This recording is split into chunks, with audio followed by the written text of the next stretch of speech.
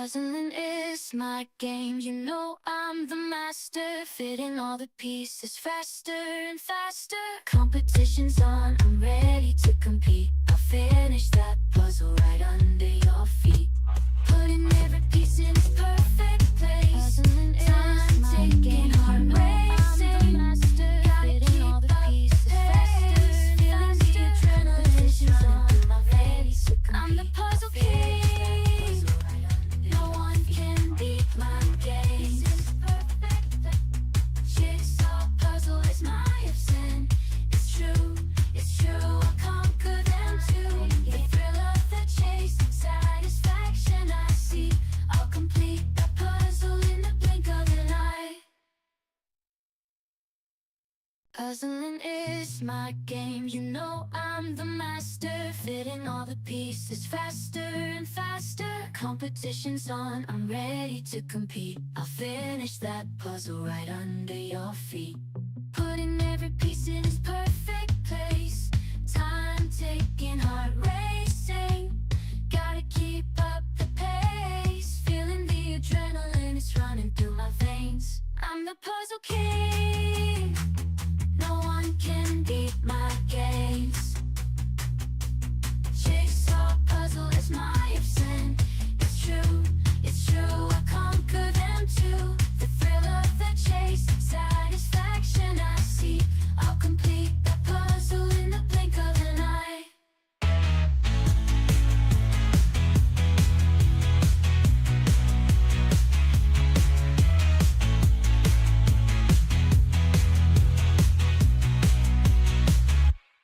Puzzling is my game, you know I'm the master. Fitting all the pieces faster and faster. Competition's on, I'm ready to compete. I'll finish that puzzle right under your feet. Putting every piece in its perfect place.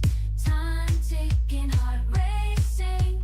Gotta keep up the pace. Feeling the adrenaline is running through my veins. Hello, I'm the everybody. puzzle king. No one can beat my games. Jigsaw puzzle is my obsession. It's true, I'll conquer them too. The thrill of the chase, satisfaction I see. I'll complete the puzzle in the blink of an eye.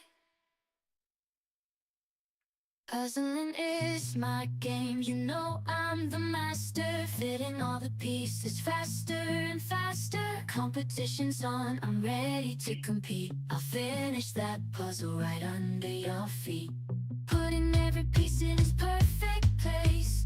Time taking, heart racing. I'm sure some of you probably heard through the grapevine that this might be a quick one, so I'm rooting for everybody. I'm the puzzle king. And I feel terribly sorry for everybody that's going to have to try to, keep track of who finishes in what order. Michelle and I they have their work cut out for them today. I think we're up to about 18 people who are contenders for the top 10. That is the very definition of trying to stuff 10 bags of fun into a 5-pound bag. So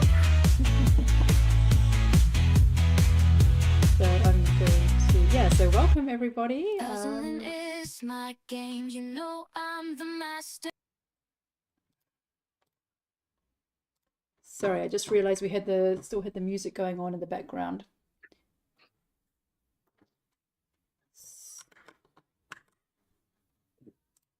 Yeah, so we have some people joining us on YouTube. Greetings, everyone. Thanks for joining us. And yeah, we'll be starting in about 12 minutes. So we sold 61 puzzles and yeah, there'll be a lot happening tonight. So yeah, still a lot of people left to arrive.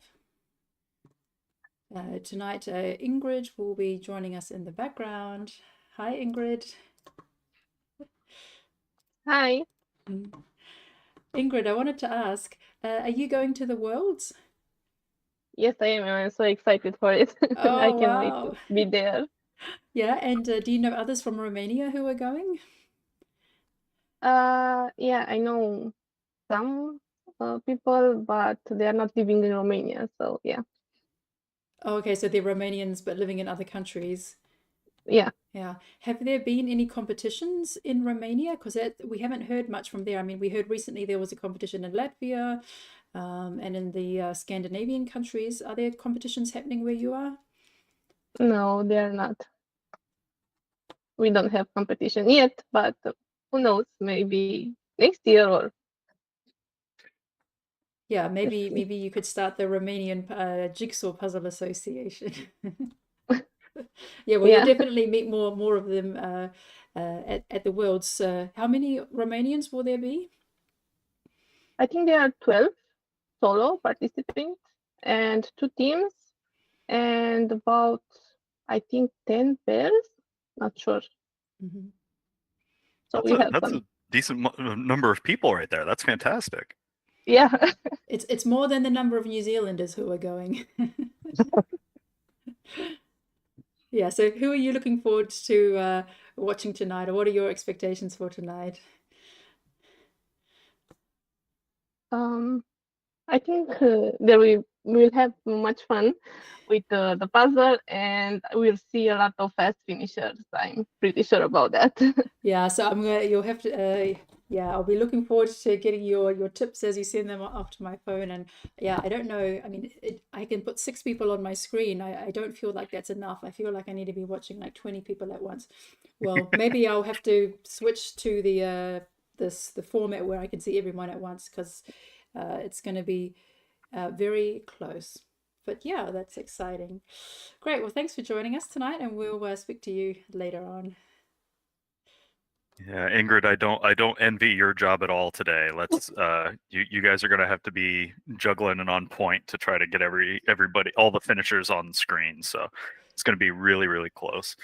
Um, By the way, I have to do a call out because I actually realized I haven't got around to organizing the assistants for the coming batch of mystery puzzles. That means I don't have anybody helping me next Thursday. I have the co-host organized, but yeah, if there's somebody out there who has time to assist me doing what Ingrid is doing tonight, following the finishes and giving me tips about who I should follow on the screen next, I would really appreciate it. Please send me a message on Instagram or an email. And I also need them for all the other yeah, events. So basically from 19, Euro Jigsaw Jam 19 up to 26, I don't have any assistants. So please, please volunteer. yeah. Yeah, please help Michelle out. It's good practice for volunteering at Worlds because they're also asking for volunteers to help out with some of the judging and setting things up between rounds. So get the practice in early, you know. Yeah, I saw that. I'm really keen. I'd really like to volunteer at the Worlds because I think who better to learn from than the Spanish, who have so much experience. For me, organizing competitions, I really want to have like a behind the scenes look. Like here, we're managing people on a screen, and there they have cameramen running around. This person's going to finish and come over here. So yeah, I'm going to first of all wait to see how the schedule looks, and then I can, because I did actually have it open today, and you have to pop in when you would have time. Um, so yeah, Yeah. I'm going to wait a bit before I fill in the form, but I'm definitely excited about that. That's really great. Also, congratulations on the successful Trier. It sounded like just a wonderful event across the board. Oh, thanks. It was, yeah, quite stressful the first 2 hours. So I arrived at 7 o'clock, and the event was kicking off at around 9. The first competition was at 10, and we needed 88 tables, and we had sent off the floor plan, and they had told us that we have 60 tables upstairs. Well, no, they said we have about 55 tables upstairs, and then we can fit 35 tables downstairs. And I got there, and like 20 tables were missing. And then I was Oh like, no. okay, breathe, okay. And my husband was coming in another car. I had my car full of stuff, and he was coming with the kids and our volunteers.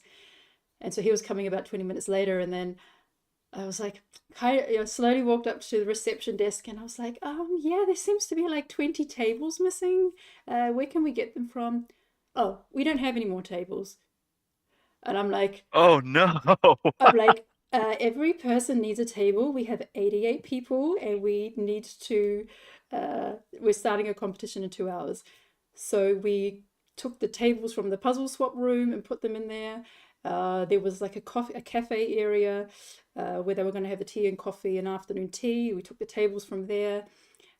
We had some round tables, and then we put like a board on top of it. I used a puzzle board on top of a wooden table. We got benches, like these really skinny bear benches that they have in Germany.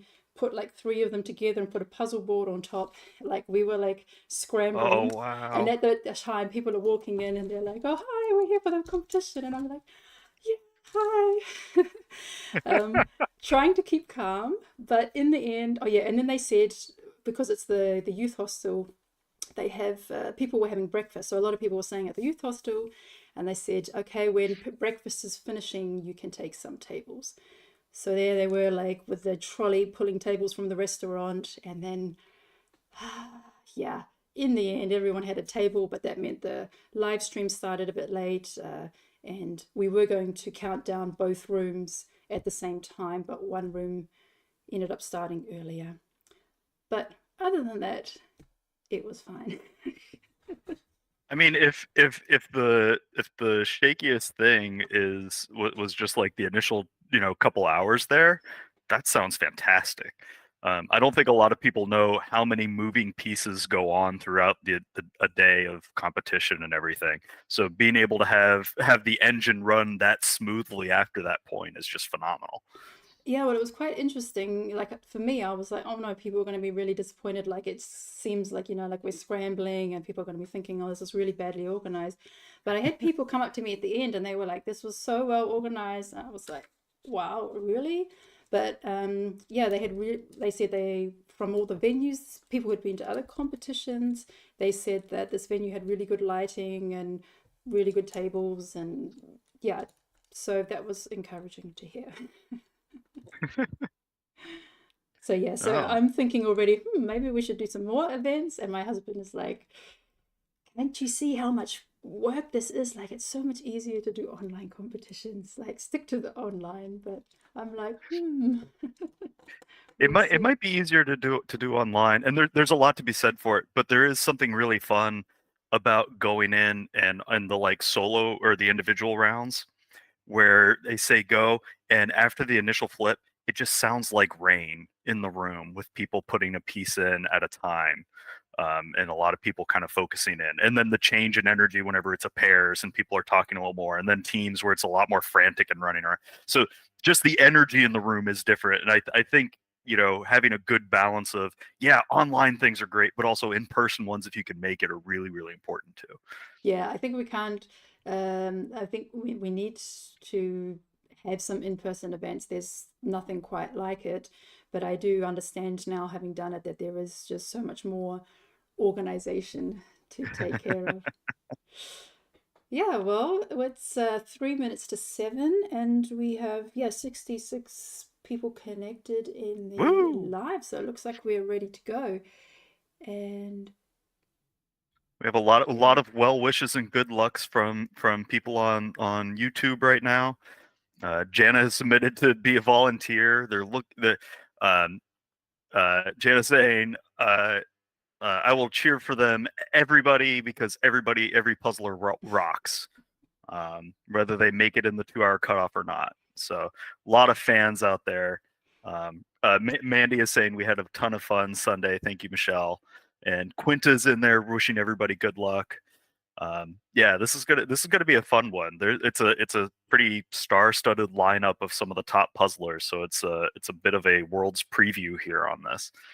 Um, and, and all of those puzzles are still wrapped up. I can't get over how it feels like a present the way that they're set up this way. okay, so I just Arcadia says that his camera has died. Okay, try and fix it. We'll start with the unwrapping, and hopefully you find a solution, Arcadius. So yeah, everyone, you may take your mystery puzzle and unwrap. Let's see what we have today. Oh man. Oh, now I'm really excited. What fresh madness have you unleashed upon them this time, Michelle? It's a very fitting to the Euro Jigsaw Jam. Trying to zoom in on. Oh wow, okay. It's a lot of jam.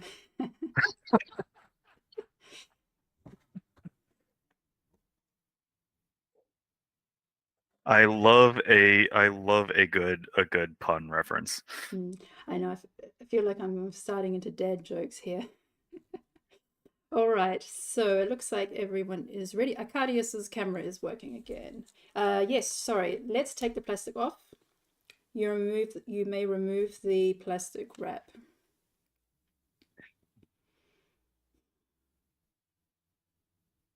Whatever allows you to get in there just a little bit sooner.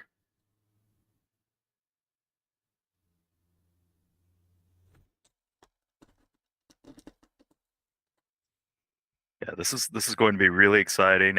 You can see a lot of the puzzlers like sort of coiling their energy for the countdown. Okay, let's do a countdown in 5, 4, 3. Oh, sorry, I just see someone Ireland's still getting the plastic off. 3 days ago, there was a really great puzzle people were working on. I'm just kidding. Okay, Ireland, you're ready. So it looks like everyone else ready to go. Then 5, 4, 3, 2, 1, go. Alrighty. And we're off and out the gate right away. And this is where it's going to be really exciting. We have a bunch of top puzzlers on the call. Alejandro, Kristen, the whole squad of people that if you met in a puzzle alley, you probably wouldn't want to face outright. But this is going to be really, really cool. The Schmidt puzzle has all of these jams on it. Michelle's holding it up there. Lot of different colors up along the top. It looks like there's this sort of hanging celebratory sign over the thing. There's a little clock in one side. There's a lot of small elements throughout this, and so this the kind of puzzle that might favor people that are really good at things that are moderately busier, where they can pick out individual elements a little bit more than people that specialize in gradients. Yeah, so here you have like a lot of berries. So like these strawberries in multiple places. Some of these like strawberries like sitting on the shelf. Yeah, so this is like an old-fashioned scales. And then we have like some cookbooks. We also have different like wooden spoons and different wooden instruments around, flags going along the top. I only know the word for this in German. This is called a Wimpelkette. I can't think what the word is in English. And then we have like lace in the background. So there's like almost like a lace tablecloths. So kind of good old-fashioned feels of nice jams being made by grandma. Oh wow, yeah. And that's really cool too. There's some of those like wooden paddles, some of those wooden spoons that are all over the place. I think some of the tricky parts in here might be that like lace off background, but a good discerning eye might be able to figure out which one of those goes where. I can see why this is probably going to be a pretty fast puzzle, because the way the elements are set up, you can make some pretty rapid pulls and get going on this. We're just over 2 minutes into this, and you're going to see some puzzlers begin building right away after their flip. You're usually looking for a flip time for the top puzzlers that's around 3 minutes, plus or minus a little bit, depending on if they're going to pull the edge initially or if they're going to make some other target right away. Yeah, so on the screen we have Alejandro from Spain, who's actually visiting his grandparents this week. So he's in a different location, different table. There we have Alex from the UK, Amka from Germany, Amy from the UK, Annalise from Belgium, who happened to be in Trier last weekend with her team and did very well, and Annemie from Switzerland and her unicorns. She's been climbing some mountains, so has taken a break from puzzling, and happy to see her back. Oh yeah. And you can see already several people starting to do their build. Their flip is complete, going to town right away. Alejandro starting to pull out little chunks here and there. It looks like Alexandria there is doing a pretty hefty pull, and this is where there's always a little bit of a trade-off of you might be slower getting pieces together early on, but you're going to make up that time since it's already pulled out.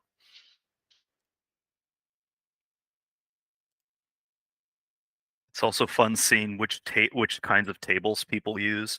You know, there seems to be a preference for a lot of brown background on this one, which is kind of interesting because at Worlds, where a lot of people are preparing for, we know that there's going to be that white background on top of it. So getting comfortable with different backgrounds can help your eye kind of get the feeling of the contrast in there as you go.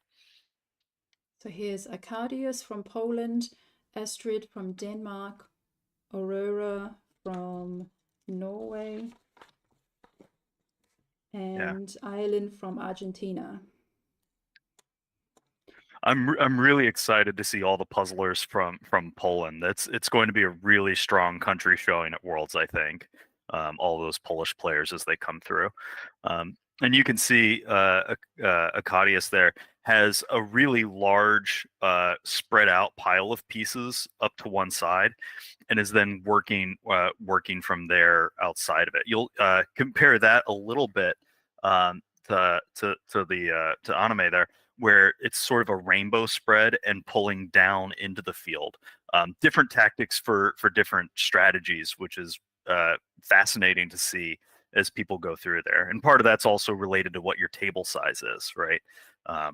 You can see that Aurora there has a much more rectangled shaped table, and so she's trying to spread things out laterally a little bit more, and that might slow her down a little bit just because of the extra distance going left and right. But if she gets some good pulls, that won't be too big of a problem for her. Logic Master Steve says that he thinks that this puzzle favors Vicky, who tends to pick and place pieces, and thinks that Vicky could be in the top 10 today, which is really hard with the competition that's in there. Absolutely. This is the kind of puzzle that people that do this dead reckoning process, where they spend a little extra time early to focus on a piece and use the image to perfectly place it, and then building out from there.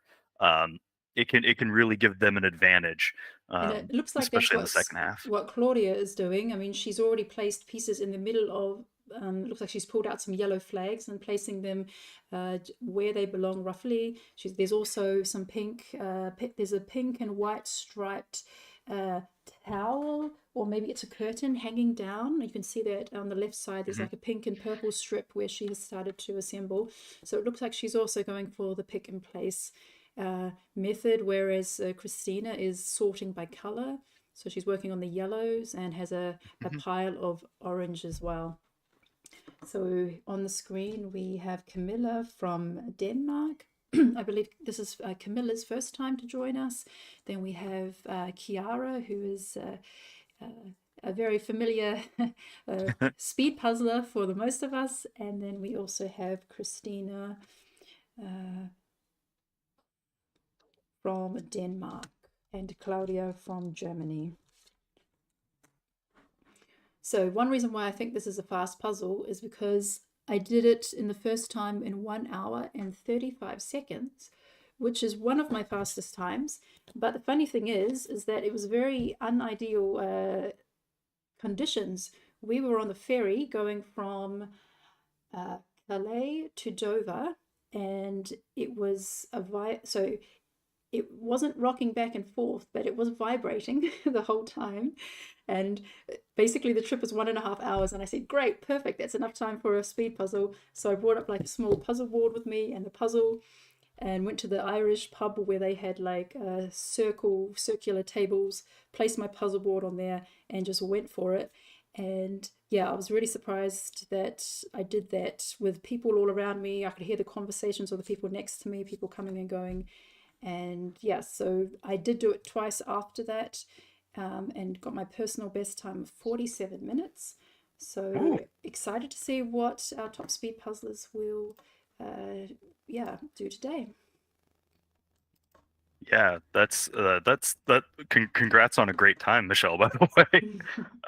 I am curious for those watching on YouTube, what times do you think that you're going to see finishers on in this one? I know everybody is hoping and excited that at some point there's going to be a sub 30 500 piece solo time. I don't think that it's impossible on this one. It might be a little tricky, because Schmidt has, even though it's a ribbon cut, sometimes the lines are a little off, and that can throw people off if they're not super familiar with the brand in a way. So that might slow some people down just enough to not quite break that sound barrier. We can see Alejandro has put in the left side of that puzzle is like grinded out those purples pretty solidly, and is hopping around to a couple of different projects. Some guesses: 34 minutes, 35. Yeah, we know that some of these top puzzlers, they have PRs that are in the sub 35 range, and this could hit it, if they're in a good zone. Logic Master Steve going for the 37:15 right there, trying to really nail it down. Here's Danica from the Netherlands, Dietmar from Germany, Ellen from the Netherlands. Ellen and her family were also in Trier on Sunday. And we have Emilia from Finland, Emilia Korhonen. So it's funny, my daughter and I were doing pairs, and next to us was Ellen and Stein. And because the way the tables were done, the pairs were side by side as opposed to opposite. And we started the pairs competition, and then like I was so focused on doing my own puzzle, and then I was like, oh, maybe I should look over and see what Ellen is doing. And then like I just took a glance over and I was like, oh no, she's done like all the because I had started to collect the top blue water pieces, and hers was like already like done, and I was like, oh, okay, I'll just go back and look at my own one now. So it is a funny feeling, like seeing how others are doing at the same time. Yeah, but Ellen did really well. She was in the top 10 in solo, pairs, and teams. So she had a very successful day. Oh, that's wonderful. It is always hard whenever you're in person to not get distracted and see other people's puzzles or where they're at in there, and sort of slow yourself down and going, oh, am I approaching this puzzle incorrectly? Am I taking a slower route on here? And that's always a risk you run into. And even on these, you can run into that a little bit. You can run into that a little bit, just based off of the fact that you can hear other people talking. If you're listening to the stream, sometimes you'll hear us be all excited about different people that are cruising on this. I certainly expect to see some sub 40 times on here, without too much trouble. I know a couple of people have done this one before, so we might see some pretty good speed on here. Oh, Jana with the 37 minute, 24 seconds, 75 millisecond. Great. Mystery Man at 38:50. I think there's a good shot at 35 minutes or under on this one. It's looking pretty quick. We can see here Kiara has a good chunk of her edge knocked out. And on a 500 piece puzzle, a whole edge is 86 pieces. So you're down well over 10% of your puzzle right there. So even though it doesn't look like the puzzle's filled in, you're getting a lot done that way. Yeah, I like how I mean she's kind of looking quite similar to Alejandro. They both seem to be working on the flags. You can see these little islands appearing, and they both have the pink and purple border on the left side filled in. So Mhm. also on screen we have Franziska from Germany. Franziska and her sister Ricarda were in Trier as well.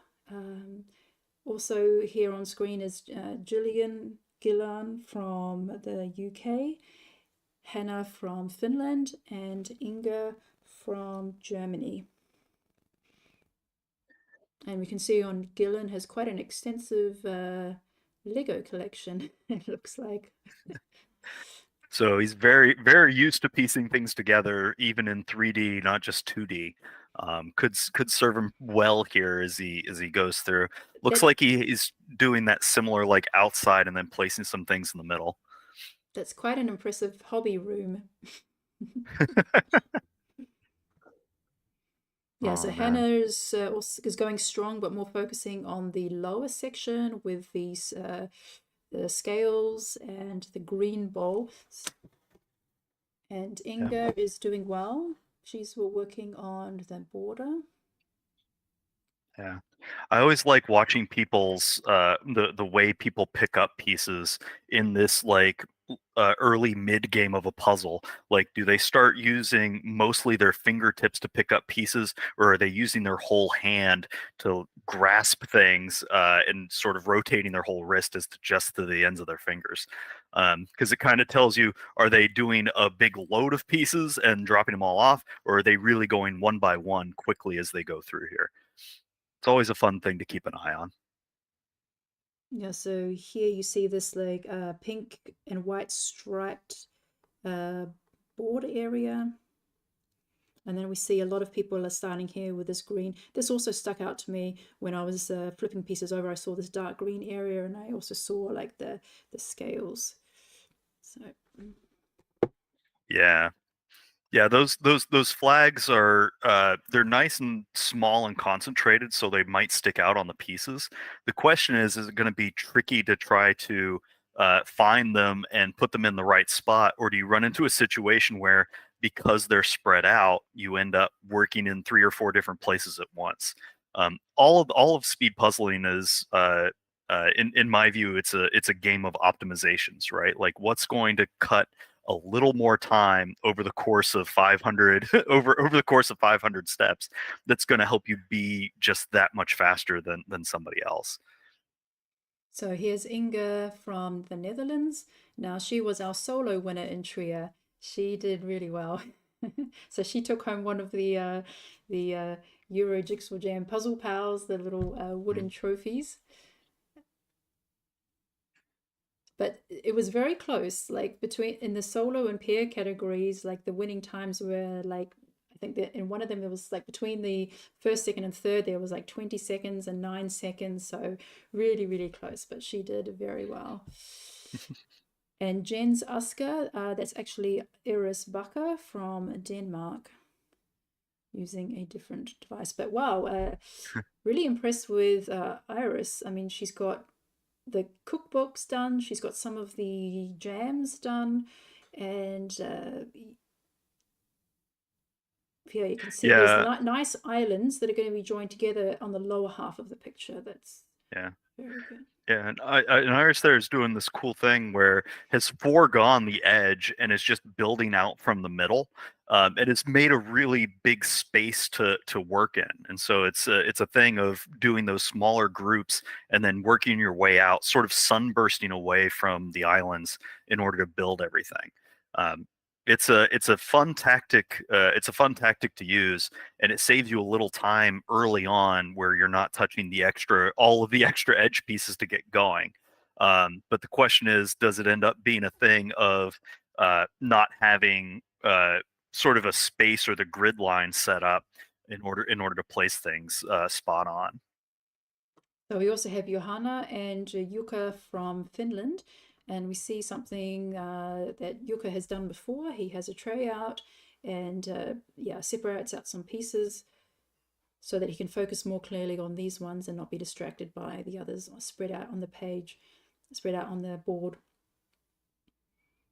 Yeah, puzzling trays are being used more often in the solo divisions. In the pairs and the teams, they're pretty common. In the individual divisions, it's starting to be used a little bit more, just to help clear the field of things that you may not want to work on right away, or that you can target easy and then drop in if it's a pretty high number of pieces. You can load up that tray and go, okay, I'm going to work on these real quick, and then if you get stuck, you can set it aside. So we're starting to see a little bit more use of that in the individuals, even though it's not quite as common. Take another look at Iris there, really flying through that middle. Piece count wise, it's a little tricky to say who's in the lead. I think Iris might be up there with Kiara at the moment. Alejandro has a huge swath across the middle and most of his left edge. So I think right now those three might be in the lead here.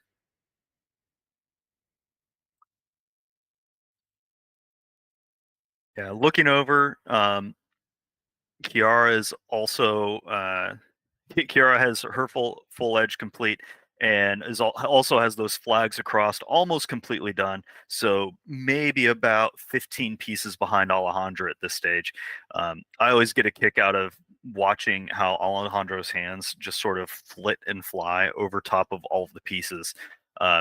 He very rarely uses his whole hand to rotate and flip around, which is really fascinating. We can see Inga going piece by piece, and this is where, if you watch people's left hands, you can kind of get the sense of, are they using it like a more as an extra board and holding it flat and putting pieces on it, or are they picking pieces up and then dispensing them into their dominant hand in order to drop in? I know some puzzlers are right-handed or left-handed. If I remember correctly, there's somebody who says that they're right-handed in all the rest of life, but then they puzzle left-handed, which I think is just fascinating.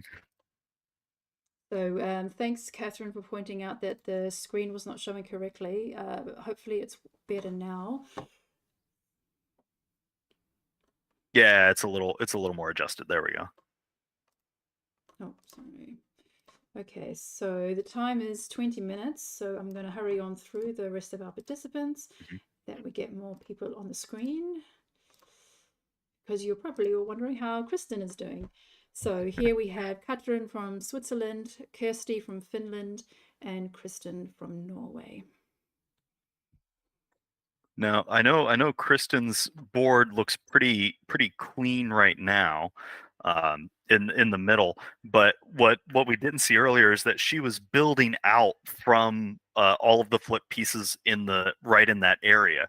So she was sort of building out from this chaos into what's this beautifully clean board the way it is now, which is really fascinating, because a lot of times people make space and then build into the space, and Kristen just decided to go, nah, this is fine. I'll work out from where it is there. And she's doing really well, and she's almost has the inverse of going of what the others have done, where she started from the bottom after getting that edge in and is working her way up.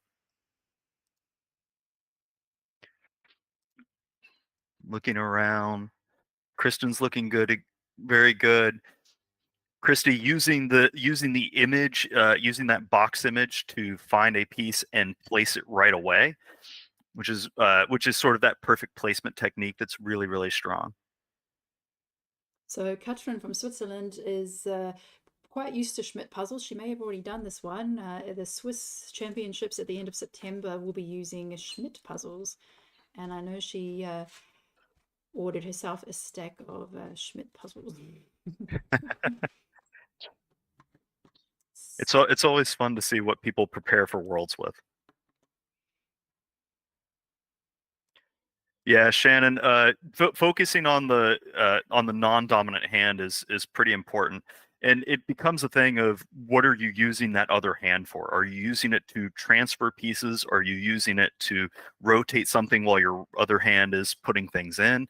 It becomes a thing where the more you can use it as a tool to do something rather than just a loose hand, it can be a little helpful for you.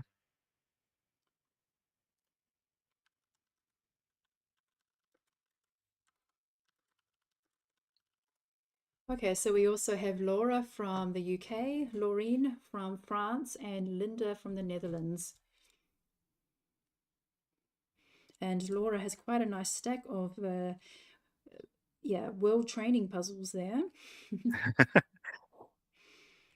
It reminds me of those photos of students that take pictures of all of the books that they have whenever they go to graduate, because that's all the knowledge that's then stuffed into their head.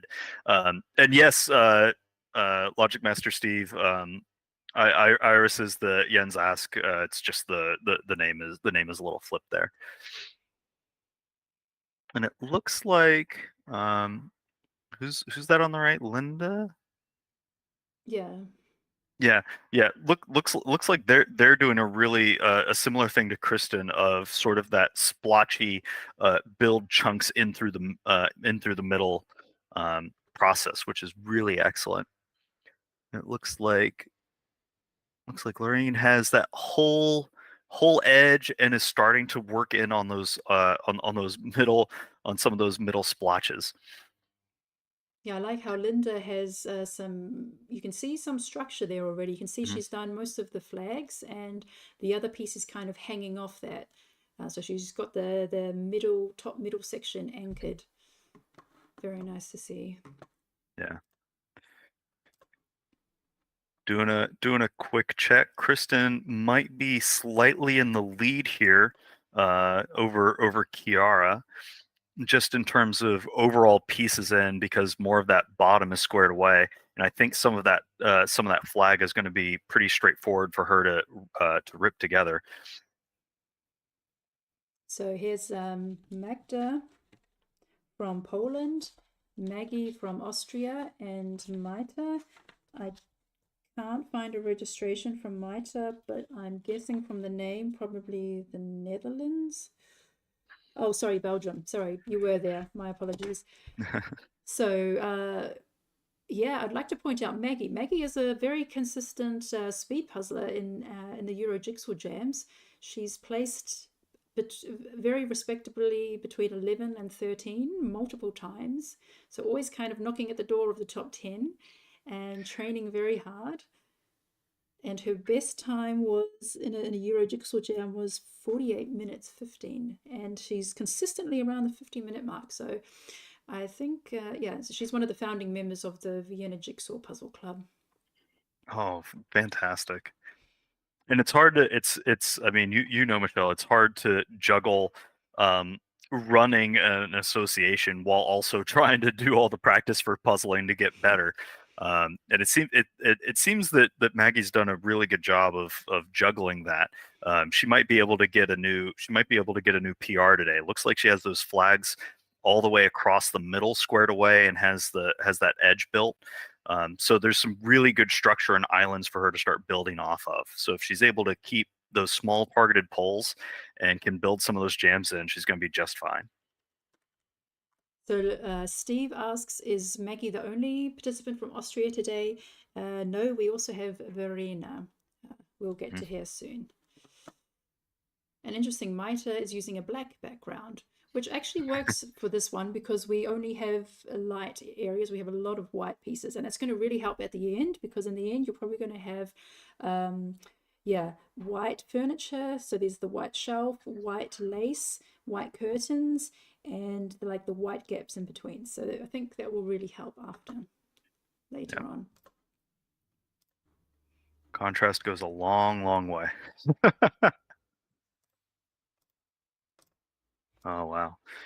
And you can see Alejandro has it looks like he has almost 3 different piles going, one to the side, one above, and one to the right hand. And you know, a lot of conventional wisdom is try not to split the puzzle piles too much, but if you know exactly what is in each zone, it can make your life easier. So if you're sorting as you go or putting things that are important, you're in a pretty good shape. Yeah, so I realize we're at 27 minutes. I really have to hurry up to get through everyone. So we have Maria from Slovakia, who, yeah, she and her daughter and two friends flew all the way from Slovakia to Luxembourg and came by to Trieste. So they also had a successful trip. They won some prizes as well in the pairs. Maria and her daughter received a prize for the pairs category. And now we also have Maria from Switzerland and Mariam from the Netherlands.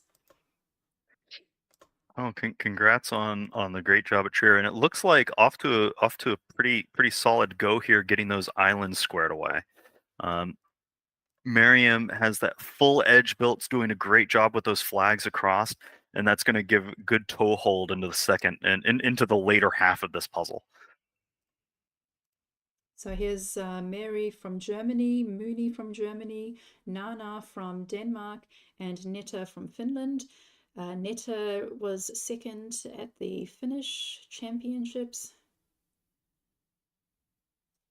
She did say she did say she's had a break from speed puzzling for a while. So yeah, now's the time. 30 days until the Worlds. Here we go, Netta. get back on the bandwagon. Yeah, it's a great time to shake off that rust and get back into it. A lot of people end up taking a couple of days break just to open things up a little bit. It does look like Alejandro and Kristen are sort of headed into their last 100 pieces or so. So we're going to see them accelerate here shortly. And they almost have very similar patches remaining, which is pretty fascinating, even though they started in different ways.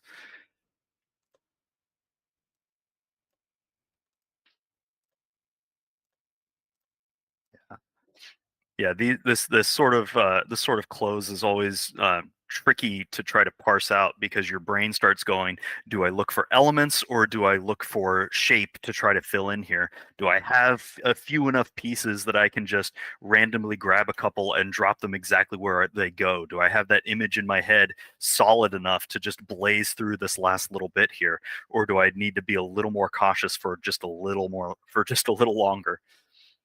So here's Olivia from Denmark, Rebecca from the US, Rika from Finland, and Rika from Denmark.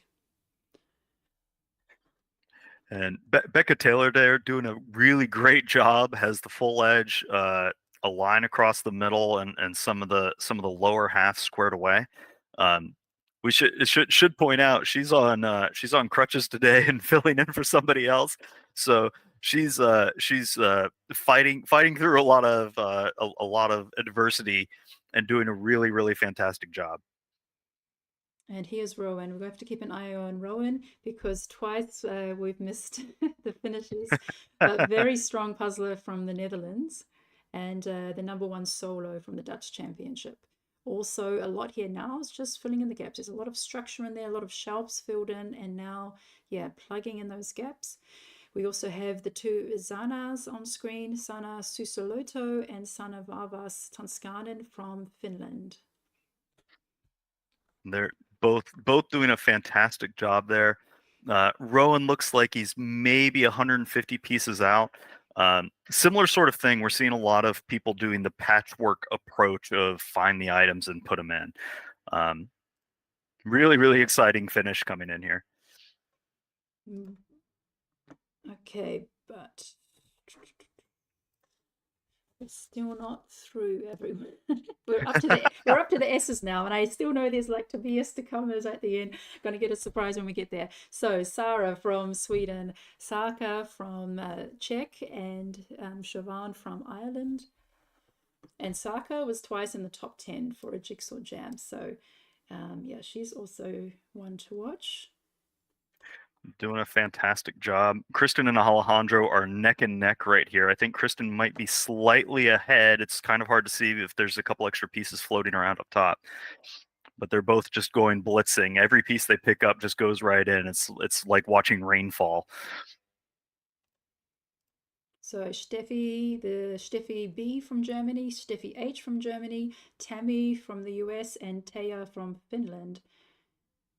So we can see the time very clearly on Tammy's, 32 minutes 43. So we're getting down to about 20 pieces for Alejandro and Kristen. Are very close. Yep, into the fray here. And this is where you can see Kristen using that left hand to pick up a piece to feed it to her right hand. Alejandro does a similar tactic here, and he's also starting to, as he picks up a piece and puts it back, and he's not sure where it goes. He tries to line it up a little bit so that way he knows exactly which thing is where the next time he goes back to that pile. This is going to be close. Okay, I've just been told by Ingrid, Alexandra Osterberg, I think that's Alex, your camera is not working. Please fix that. I know Alex logged in with a different name. It's Alex Hefford. Okay, so we also have Tobias, who's also, yeah, nearing the end, very close. We have Farina. Vesna is also live streaming today, so if you want a closer look, check out Alejandro's on the last 5 pieces. He just blitzed through that last chunk. And Alejandro, I think he's finished. Yes. Sure looked like it. Oh, congratulations, Alejandro. And Kristen right behind him. Moments. There we go. So that was a fantastic finish. So according to the timestamp, they were both at 7:35 p.m. But possibly like 10 seconds in between. Really close finish. It was really very, exciting. very close. Yeah. So now we have Victor on the screen, who came second last time. Congratulations to both Alejandro and Kristen. That was amazing. So I want to go back to Vicky because this is her type of puzzle, and I had to. Okay. Yeah. I do enjoy watching Tobias puzzle because it's very methodical and consistent. He's you'll see a lot of puzzlers, they'll go through spurts of putting several pieces in and then nothing happens for a little bit and then they come back and put some more in. Whereas Tobias is very, this goes in, now this goes in. It's a very rhythmic sort of set. Okay, so looks like Danica has about 40 pieces left. Chiara and Rowan a bit more. And Tobias's are all spread out over the table. Whereas you can see Tobias, you're not in the zone. Pull those pieces in. They're not in the zone. Look, Vicky is right there. Oh, Vicky's got some pieces outside. But that's very good practice. Vicky has a little ways to go, but is using those guidelines to try to keep the spacing good. Chiara's looking pretty strong here. She has maybe about 75 pieces to go, but a lot of it is pretty boxed in, so she's going to accelerate through this next chunk.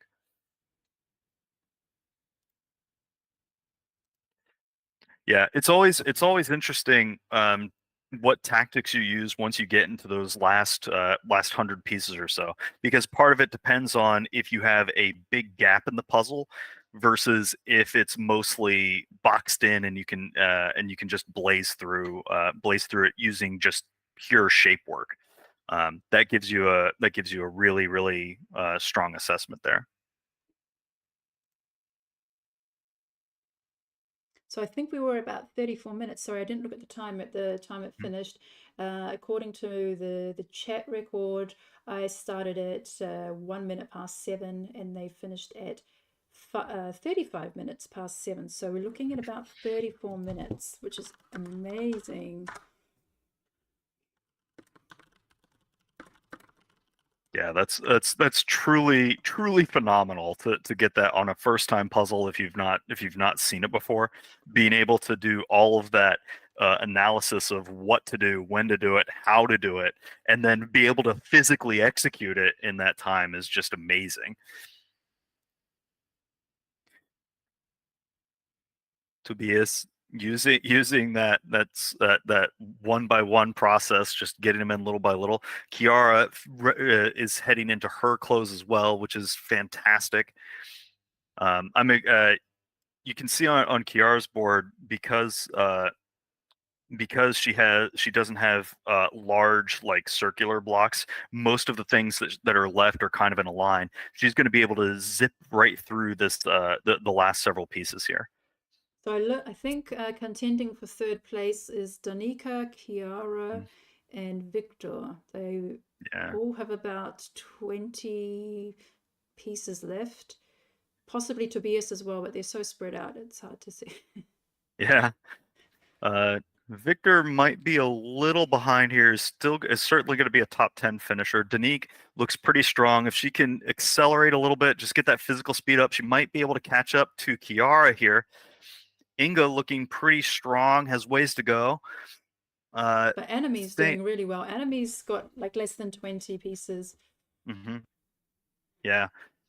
Anime is going to be doing a really, really well here. She's also she's picked up her physical space a little bit. You see that some people are whenever they're not leaning on the table, they can put more of their motion straight into their hands in order to get those pieces in. Sometimes if you lean on the table, it takes that extra little bit of time to lean off of the table and go grab a piece and come back. This is going to be a close one. So Hannah is about 25 pieces. Enemy less than 10, and Chiara, last piece for Chiara, third place. Well done. Congrats, Chiara. Well done. Very well done. So coming in. That was at 39 minutes. SJB, we had 3 finishers so far. Alejandro, Kristen, and then Chiara. An enemy is done. An anime is done. Yay! Congratulations. Wow. Fantastic job. Awesome. Within the same minute as Kristen. I'm sorry, within the same minute as Chiara. So also around the 39-minute mark. Okay, let's check out Iris and Rowan. Iris and Rowan. Okay. Always wonderful puzzlers to see. So we just crossed 40 minutes. So 4 finishes on sub 40. That's really impressive. And Hannah is closing in. Danica is done. Well done, Danica. 5th spot. Congratulations. So first place, Alejandro. 10 seconds later, Kristen. 5 minutes later, Chiara. Very quickly followed by Anime. And then 1 minute later, Danica and Victor. So top 6. So Victor takes the top 6. Yeah. Hannah coming into the wrap up here only has a handful of pieces left. She grabs a bunch and is just going to try to place them exactly where they go. And this is where once you have things boxed in, it doesn't really matter what you pick up because it has to go into one of the spots that's remaining so you can really blitz that last chunk. Gets that one more in, has to fight it a little bit. Come on, Hannah and Tobias, you're like 5 pieces left. Who's it going to be? Hannah or Tobias? Hannah or Tobias. Oh, man. Tobias, very methodical. Hannah blitzing through. She's at the keyboard. Hannah takes that one. Well done. Congratulations. So Hannah at 41 Tobias, minutes. push. There he is. Yeah, so also like 10-15 seconds between Hannah and Tobias. Very close. Very fast tonight. Well done. And yeah, let's see who else is around. Congratulations. Vicky must be close. Yes, here we go. Yeah, Vicky. Vicky's Inga. getting there. And this is always fun because you're going to see typically there's puzzlers will finish in waves, sort of in terms of groupings, which is pretty phenomenal. You'll see first, second place usually a couple standard deviations ahead of the next big group of people. And Rowan is done. Congratulations. Rowan wraps up. Another top 10 finish for Rowan.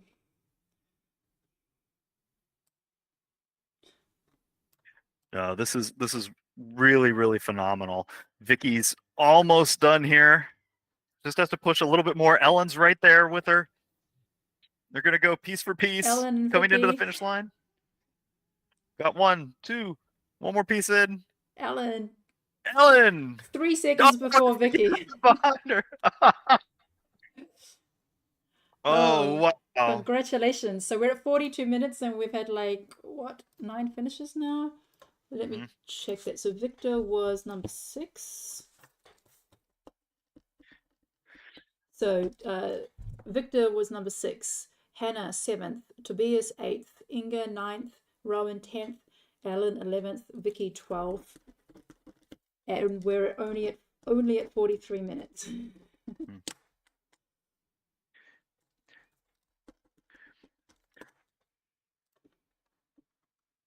So just fun things to think about is that last year in the World Finals, there were only 2 people that were able to get a 500-piece puzzle completed in under 40 minutes.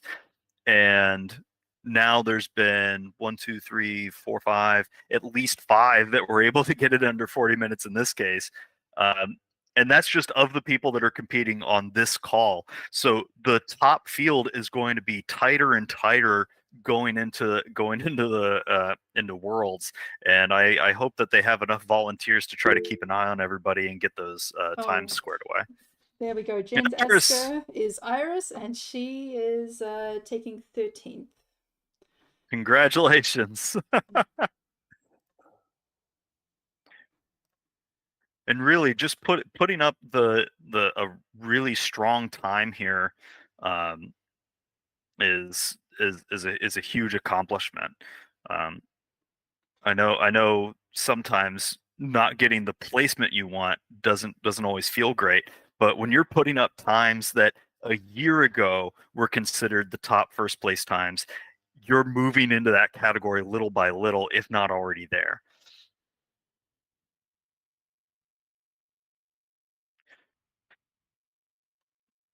Sarah doing a fantastic job there. Becca Taylor almost finished. Has a has maybe 2 handfuls of pieces to wrap up here. Just has to keep that physical speed going. Usually after about 30 minutes or so, that fatigue starts wearing in, even in the best of cases. So it's always tricky to keep that physical pace going for the whole 40 minutes.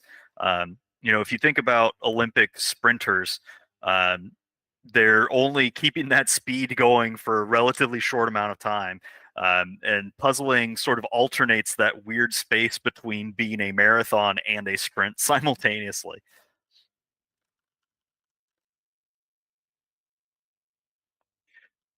Looks like Sarah's doing a really good job. Maggie's also wrapping up here, has maybe about 60 pieces remaining.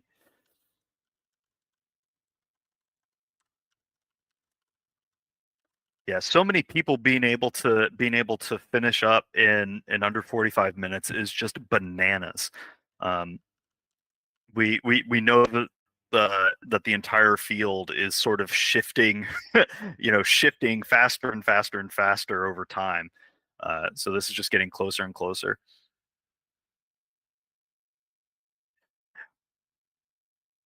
This should be an Olympic sport. Possibly. There's a lot of variables that might make it difficult to be an Olympic sport. But if it gains enough favor, who knows? At one point, chess was an Olympic sport, so there's a non-zero chance of that. Oh, and Saka from Czechia is only a handful of pieces away, and Rebecca squeezes in. Struggling to write the comment. Come on, Rebecca. There we go. Yes. Congratulations, Becca. Excellent. So Rebecca's in 14th. Congratulations, and with a very, very respectable sub 47-minute time. That's just wonderful. And Tarkov finishes.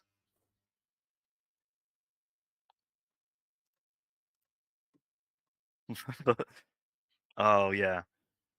No, being able to get these puzzles done in under 47 minutes, under the 50-minute mark. A couple of years ago, the fast people were all in the like mid 40s, upper 40s, and now it's shifted down by that much. So everybody's just getting faster and faster as people practice more, get more comfortable with different strategies, adapting to what they do well. We can see here Alexandra doing a really, really good job, has a handful of splotches across the puzzle that need to get filled in. But because of the way that it's set up there, she's going to be able to have that sort of zipper effect where she won't have to do a lot of fighting into the middle or out towards the outside. She's just going to be able to zipper through by shape pretty quickly, which is fantastic. So I think it's oh, and Maggie. Oh, did we miss Maggie? So she was on screen. I was just distracted, but there I saw her finished puzzle. So well done. Okay. So after Iris was Rebecca, then Saka and Maggie. Congratulations, Maggie. So Maggie comes in at 16th, which is an excellent result considering the caliber of the puzzles we have today. Yeah. Yeah, and that's really the time, just getting your clock time down and doing your best there. That's an achievement in itself, right? Like you think about a lot of the Olympic athletes, 90% of the time they are shooting to do their best and just represent themselves and their country whenever they're there. And the rankings just turn out to be the rankings. So Alejandro, if you are there, could we have a quick chat?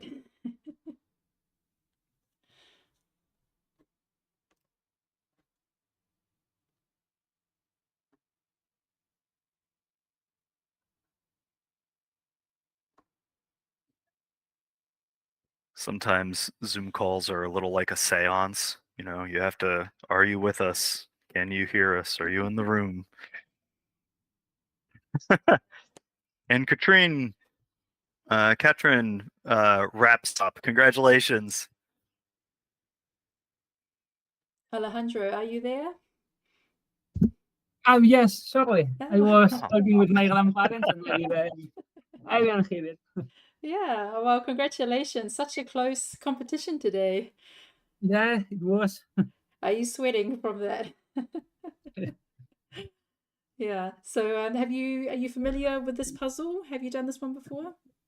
Not with this puzzle, just with this brand. So I believe I've done one or two Schmidts. But this puzzle was new and really nice, I believe. A beautiful image. Mm-hmm.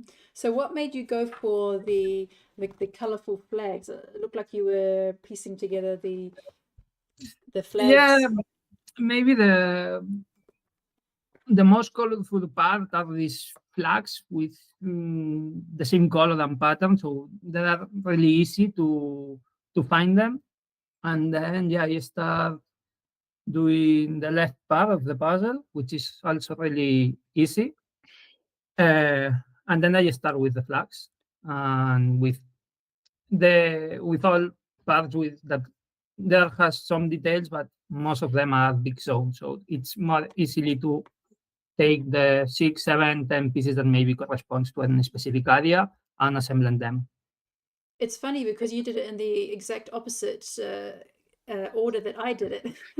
I left the flags to the last. For some reason, I was a bit intimidated by them because they have the similar texture. And the second and third time I did it, I realized you can actually see a bit more structure because you have like the string running across the top. So you can place them depending on the angle of the string. But at first I was like, okay, I just left all those to the end. And also this pink border, which you did first, the pink and purple. I also left it to the end. And once I did it, I was like, oh, this is so easy. And the second and third time I did it, I started there. So through the process, I figured out that that was a good order to start with. But you were able to do that from the first moment. Thank you. Yeah, the flags and they're a little bit difficult because of course there are too many pieces with small details, some of them, and there are 3 at least for each one. So it's difficult to assemble them, but is as you say, no, once you have more or less all the flags individually assembled, it's easy to assemble all of them together because are side by side. So something I've been wanting to ask you is, like, you have a very specific way of doing it. You always stand up to speed puzzle and you always bend over. Do you get backache? No, not really, because I only do this for contest. So at my home, I do the puzzles relaxed at the chair, and I only when I finish maybe a 500 piece puzzle that it's maybe really difficult and I need to spend more than 40-50 minutes, and I have so back problems. You just do it so fast that the pain doesn't have time to set in. That's the real trick. Yeah, I think if it's like speed puzzling for 90 minutes bent over, then that's when it's like, oh, it's really hurting. No, absolutely. But I cannot do this in teams and in pairs with a 1,000 piece puzzle, because otherwise I will have a lot of pain at the middle, and I believe it's not the point. do you have any like stretches or exercises that you do before you prepare for a competition, or like do you have certain No, not really. Physically, I don't do anything. I only try to be relaxed, try to think about other things, to not be so much nervous, and maybe can make you can be a disadvantage. But I don't do any exercise in particular. Okay, so the trick is to bend over, get really close, but be done in 40 minutes, and then it's fine. Yeah. How much did it help you having your grandparents cheering you on? Well, today it's, I believe, the first time that they have been near to me, because I'm here spending some holidays at their home. And well, it's a little bit pressure because my grandparent likes to look and put their head, but otherwise it's fine. So for me, it's fantastic that they are here, and it's really nice. I know some people feel a lot of pressure if somebody's like watching them real close, or if they know there's a lot of people on them. At Worlds, we've seen it where like the camera folks get like right up on the on the table sometimes. What sort of advice could you give to people who aren't used to people like running up on them or having a lot of eyes on them as they go into Worlds for the first time? It's difficult to disconnect from all this stuff, because of course the cameras, it's something that for many people it's something new, and of course, and there are some noise in the cupola because there are a lot of people. I only can say try to find the best way to be concentrated on the puzzle. I know there are people that needs to take headphones and put some music. I believe it's people must try to identify what fits better for them. No, that makes it so. Do you don't use like headphones or anything like that when you're at Worlds? No, not really.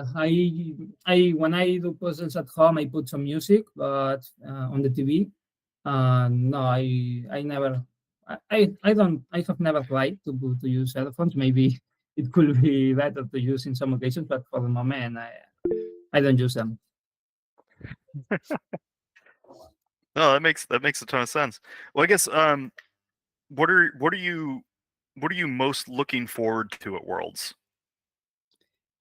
Well, of course, I really hope, and I'm sure that it will be the case, that we will have a fantastic event with so much people, with so much around. So we will do, if I'm not wrong, we will do 500 puzzles, taking into account the pairs competition, and maybe 1,000 puzzles taking into account the finals and teams. So there are a lot of puzzles. Of course, it will be really nice. And I don't want to put me any pressure. So try to enjoy. If I'm luck, to have good images like the ones that appear today and enjoy the puzzle time.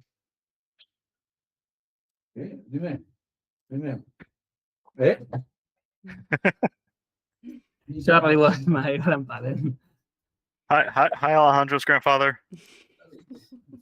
Thank you for being awesome and letting us borrow him for a little bit. He's on the mobile. Yeah, you can see him if Yeah. you want. Everybody wave to his grandpa. Nice. We had a lot of fun, and well, a good point is that yesterday I'm training a little bit here at the village for the walls, so I'm doing some five piece puzzle, and I don't finish the edges. I try to do the puzzle only the inside part and left the edges for the end to let my grandparent to put them because he likes a little bit and he can do the edges. Oh, that's so cool that you teamwork that a little bit. Are you planning on? I know that the World's Federation is trying to do another round of breaking the Guinness record. That 2,000 piece puzzle. Are you planning on participating in that and sort of helping to lead the charge? Maybe I believe, if I'm not wrong, that every association, so every country will make like a list with the different participants. And yeah, I believe it's in this occasion. I didn't participate last year because I was really tired and was before the finals of individual and pairs. And I prefer to go to the hotel and rest a little bit, but in this case, that I believe it will be during the morning and the Saturday we have like other classification rounds. I will be there. Yeah. I guess that's kind of that's kind of important thing to think about. The whole week, just schedule wise, looks like this really exciting amount of things to do and see, and like all the adrenaline. How do you handle sort of spacing that out over the whole week so that way you're not getting super tired towards the end? And sort of puzzling in like a sleep fog. Like how do you plan on avoiding that? Yeah, it's difficult, but honestly, I have the advantage that I'm a person that I'm not used to rest a lot during the week because I do all different things. So maybe I can go at bed and maybe at 1 a.m. and stand up at 7. So 6 hours of like the less than 6 hours. And during the walls, yeah, I have the opportunity to say, okay, at worst at 10, 11, you should be at home. And I sleep a lot, and then I try to be recovered for the next day. Do you ever see like puzzle pieces like going in right before you fall asleep? Sort of like Queen's Gambit where she's playing chess in bed, right? Not the previous the first days, but of course before the finals, it's so difficult to sleep because I'm thinking about the puzzles that will be appear, and that's the awful night. Well, hopefully you can get a good nap in beforehand. I hope. Well, I have to say, I'm very much looking forward to seeing you, Alejandro. Thank But you, I Michelle. know you have such a busy schedule, but I hope that somewhere we get 10 minutes to have a chat and talk in person. Yes, for sure. All right. Well, thank you so much, and yeah, enjoy the rest of your time at your grandparents' village. And yeah, we'll see you. Yeah, I'll see you in Valladolid. Yes. See Thanks you so there. Thank much. you. Have a good one. Bye. Bye. Congrats. So we've had a lot more finishes. So the last one that I announced, where are we? And really, everybody that's able to finish a 500 piece puzzle in under an hour, that's just phenomenal. Like this is the top some of the top people that you're going to see at Worlds. This is really impressive. Even though we haven't been calling everybody out as they happen, it's really, really great. Yeah, so Vicky was 12th, Iris 13th, Rebecca 14th, Saka 15th, Maggie 16th, Catherine 16th, Sarah 17th, Astrid 18th, Olivia. Did I say 17 or 18 already? You said 17th. 17th. Okay, Olivia 18th, Tammy 19th, Arcadius 20th, Steffi B 21st, Amka 22, Verena B 23, Linda 24, Alex 25, Emilia 26, Maria 27, Yuka 28, Rika 29, Sana V 30th, Magda 31, Siobhan 32, Inga M 33, Nana 34, Mooney 35. And we're only at 1 hour and 3 minutes. So we've had 35 Good people. gravy. Good gravy. 35 people in under an hour. Surely you joke. Like 1 hour and 3 minutes, 35 people have finished. Oh, good gravy. And we just had Francisca finish as well. And last piece for Miriam. Okay, she's got some pieces spread out on the board, so on top of the puzzle. But Netta has the same. Yep, it's gonna be who can get those last handful in. Go go go! Oh no, we have a box on the puzzle. Oh yeah, yeah. It's tricky whenever you're one of the people that's not in the like top 5 to hear those finishes called out and still push through as quickly as you can. And it's important to try to put those blinders on and let the excitement of everybody puzzling sort of help push you along, rather than being a thing that drags you down and is like, oh, other people are finishing, so what's the point? It's like, no, keep going, because you can still have a really, really good time. You just got to push yourself a little bit. Focus on you and the clock. Yeah, I thought you just got to keep going. I thought there was a really good comment from Sarah Schuler. She said in the interview with Emilia, Tobias, and Chiara, she said, rather than trying to say, oh yeah, my goal is like top 20 at the Worlds or like top 30 or so, like the caliber of the participants this year is so high, it's really hard to judge where you'll be, and it's very easy to disappoint yourself. So rather to be like, well, I really want to get like under 50 minutes or under an hour or under 90 minutes, like set a goal related to time, as opposed to like, oh, I'm going to be like, I want to be in the top 30 or like that. Yeah. Kristen, if you were there, we'd love to chat for a little minute. Okay, Netta just finished. And Congratulations, Netta. yeah. Hi, Kristen. Hi. So congratulations, such a close finish this time. How did you enjoy the puzzle? It was fun. It was a very pretty puzzle. I had some trouble with the sorting because like the berries were everywhere and the glasses with jam was everywhere.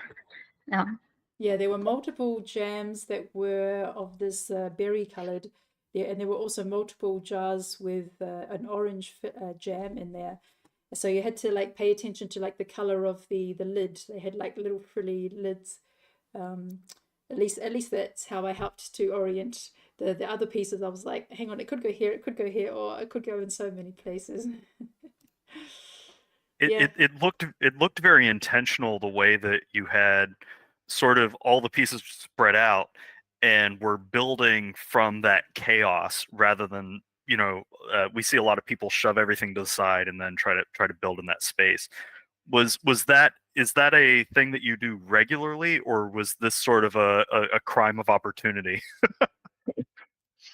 Yeah, because usually I try to do some sorting and then I shove all the pieces to one side and I do the puzzle. So this time it was a bit more chaotic, maybe. I don't know. It didn't go as planned. I mean, it seemed to go really fast for you, even with that, right? Like to be able to go off your plan and then still go as sub sub 35 is absolutely amazing. Yeah, maybe. I was like internally panicking because I didn't have control of the puzzle at all. But it was fun to do, so it was like a happy puzzle. So. Were you thinking about which jam would be the most delicious as you picked it up? No, I don't really think about what the puzzle like contains. What do you think about whenever you're picking up pieces? I'm not sure. Yeah, I'm not sure. You just become one with the entire image as you pick them up, probably. Yeah, I think sometimes I repeat like out loud. I say like the green piece, the green piece, the green piece. Yeah.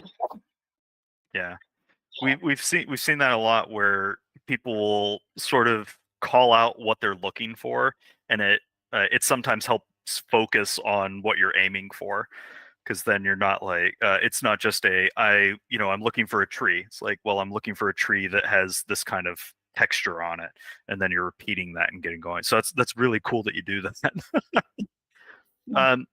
I guess with Worlds right around the corner, what is something that new people who haven't been to Worlds before, what is something they should avoid doing whenever they're there, to try to like make sure that they have a good shot at doing well for themselves? Don't get COVID, maybe. That's fair. That's fair. No. I'm not sure. It's a lot to take in, and this year there will be so many people inside the dome. I think it will be hard for everyone. Like, so maybe go outside as much as you can to like take in some air and drink a lot of water and just Yeah, staying hydrated is pretty important in general, and I'd imagine even more so with the does it get real hot in the dome? Yes, very. Do some people like bring fans or other things like that to try to stay cool? And not that I know of, but maybe someone should. As you're gearing up, what is your big goal? Because I know you're on a team and in a pair and you're doing individual things. Do you have a singular big goal or multiple goals? Like what are you shooting for at Worlds? I mean, of course, I want to win like first place individual, and that's like the main goal.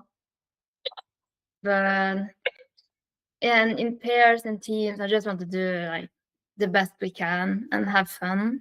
Yeah.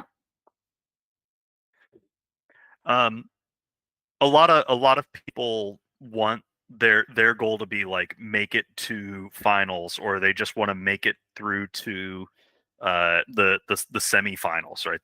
They just want to hit that next round of cutoff. What's a good way for those folks to try to hit that marker of just getting that next level in?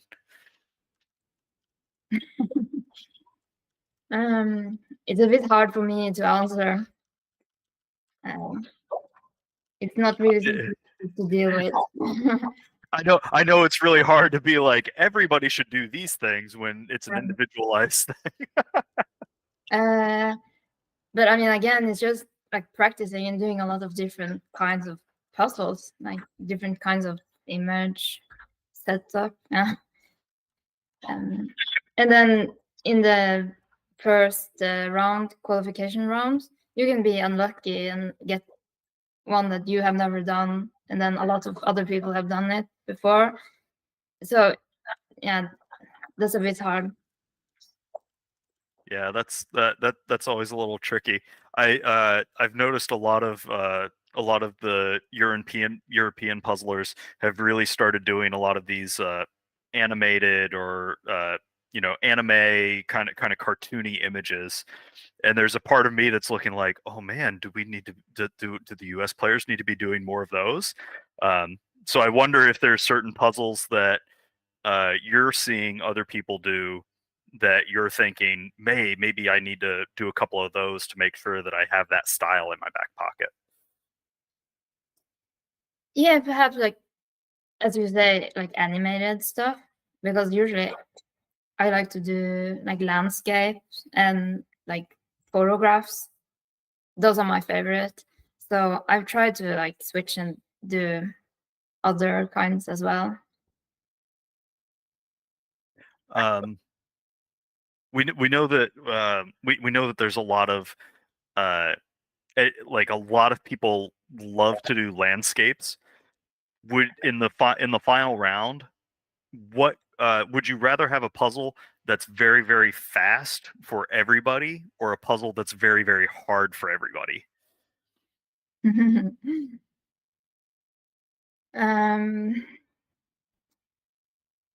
And I'm asking because I have direct control over what all the puzzles. No, I think those the decisions are way out there.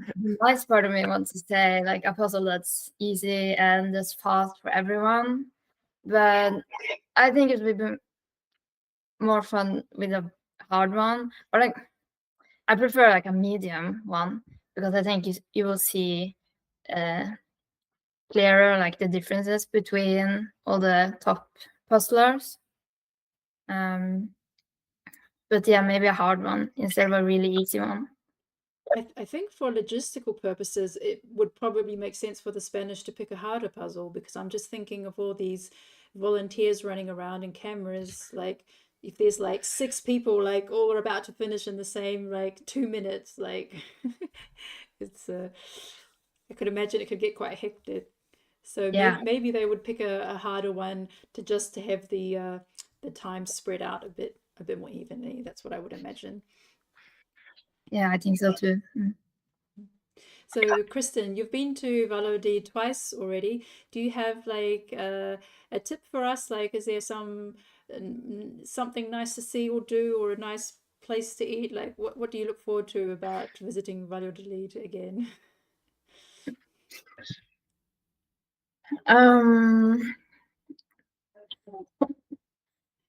I'm not sure.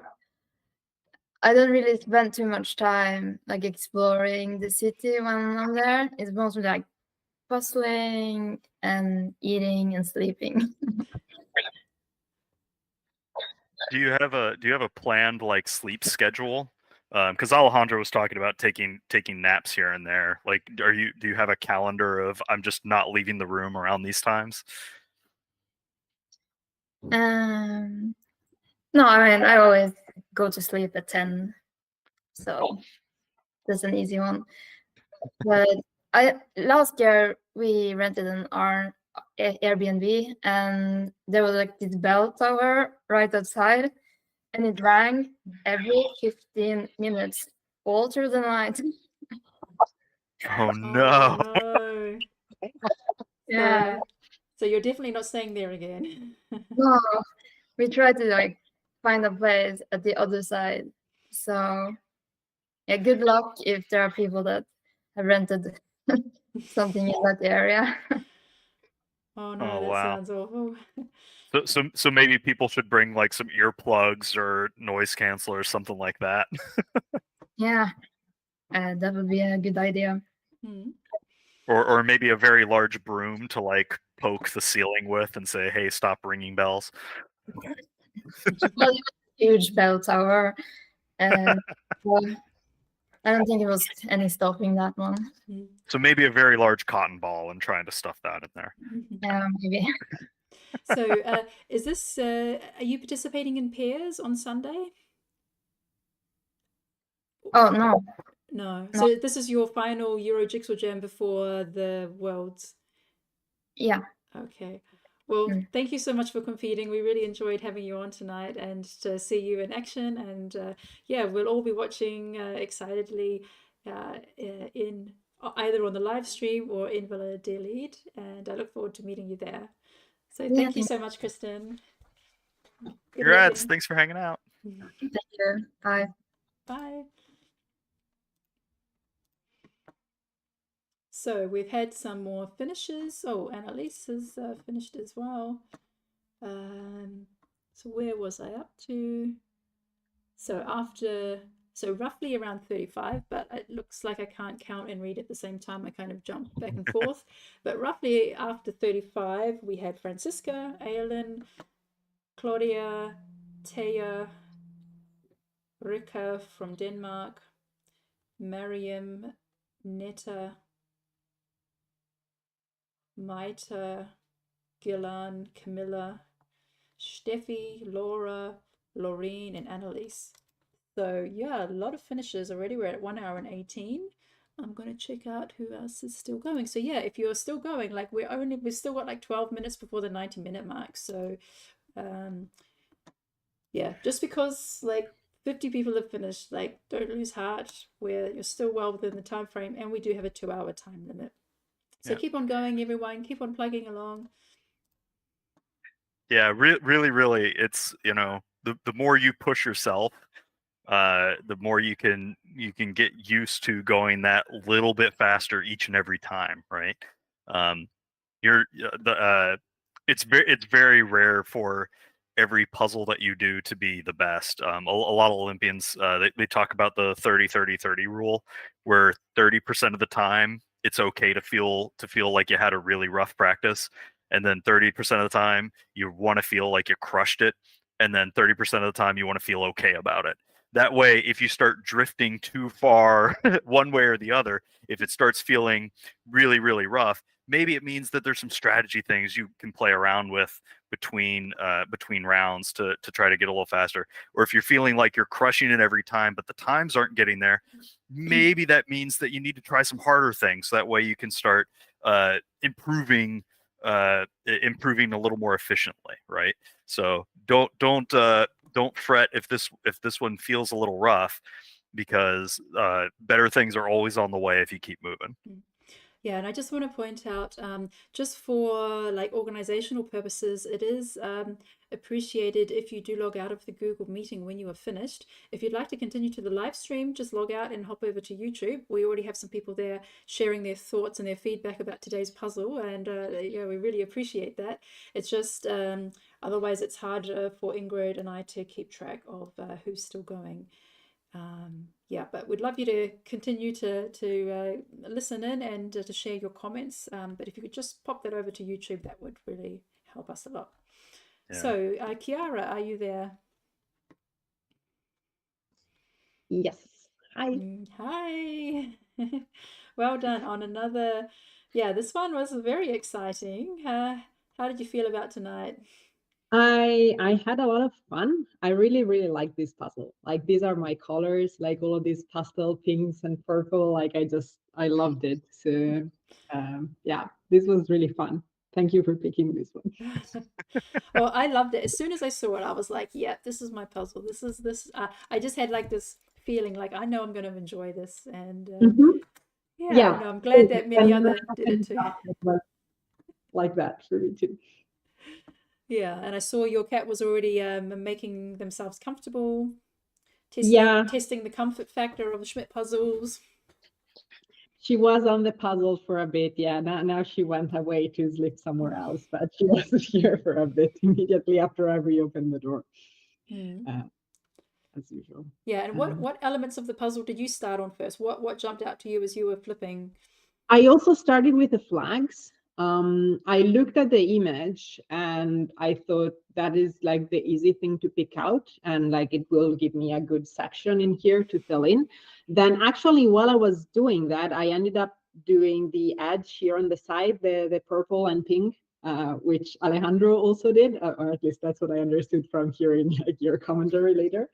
because that jumped out to me pretty easily. And it was like, oh, well, I have the edge here, like I might put this piece together. And then it was like, oh, there's only probably other 7 pieces of purple. Let me go and look for them and put it together. And then I went back to the flags. So that's what I started with.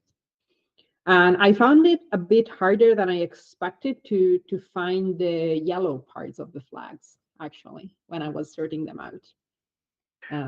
Was that tricky because there was so many of them in different spots, or is there something about the angles that threw you a little bit? No, like picking them out of the whole bunch of pieces. I think the yellow flags are not as distinctive as I expected them to be, and they were kind of merging with the white pieces, and so I couldn't like spot them so easily as I expected to. But it was fine because I ended up doing the purple and pink flags, and the yellow were just half done, and I found them later when I picked the rest of the yellow in the end. Yeah. Yeah, I guess I still had fun. And it was interesting, like when you asked earlier to Kristin, like whether she was thinking about the jams or what to do like during the puzzle. And like, I actually kind of do, like I tend to think about the puzzle a lot.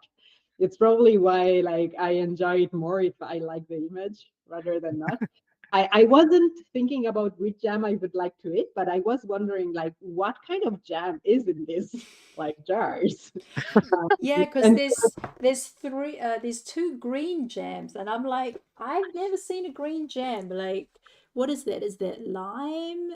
Well, the one on the top, I think it is, because like the lime is just next to it. So my assumption is like it must be lime. And then there's some that are actually not jam. Like the orange bottle down at the end is actually some like peaches and syrup, I think. So yeah, I was thinking about that while putting it all together. Well, actually, I noticed now that the darker green one, it has some herbs at the bottom, so maybe that's more like an infusion. It looks like there's some rosemary or something.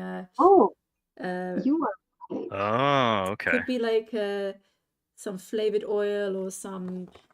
So this might be some false advertising here. This might not be jams at all. Well, let me tell you This- something. In English, we say jams for all types of jams, and then we have marmalade, which only means jam from a citrus fruit. In Deutsch, marmalade is everything, so everything is Marmelade. So it's funny, like when I look at the different languages, it's like Marmeladen, Konfitures, Marmelata, Marmelades, jams and marmalade, mermeladas, compotatas. So it looks like marmalade is also similar in other languages. Claudia says she thinks it's a kiwi jam. Oh, well, So that's entirely possible there. That's entirely possible, and probably more likely to turn out that bright green than lime. I don't know. It could be also colored jelly from what we know, and like, you know, not a real fruit. So if there's a like pan jam based puzzle at Worlds, would you be very excited or very excited? I guess very excited. I'm sorry, I couldn't stop that one. That was good. Well, I guess sort of a similar thing. Everybody's gearing up. What are you most looking forward to at Worlds?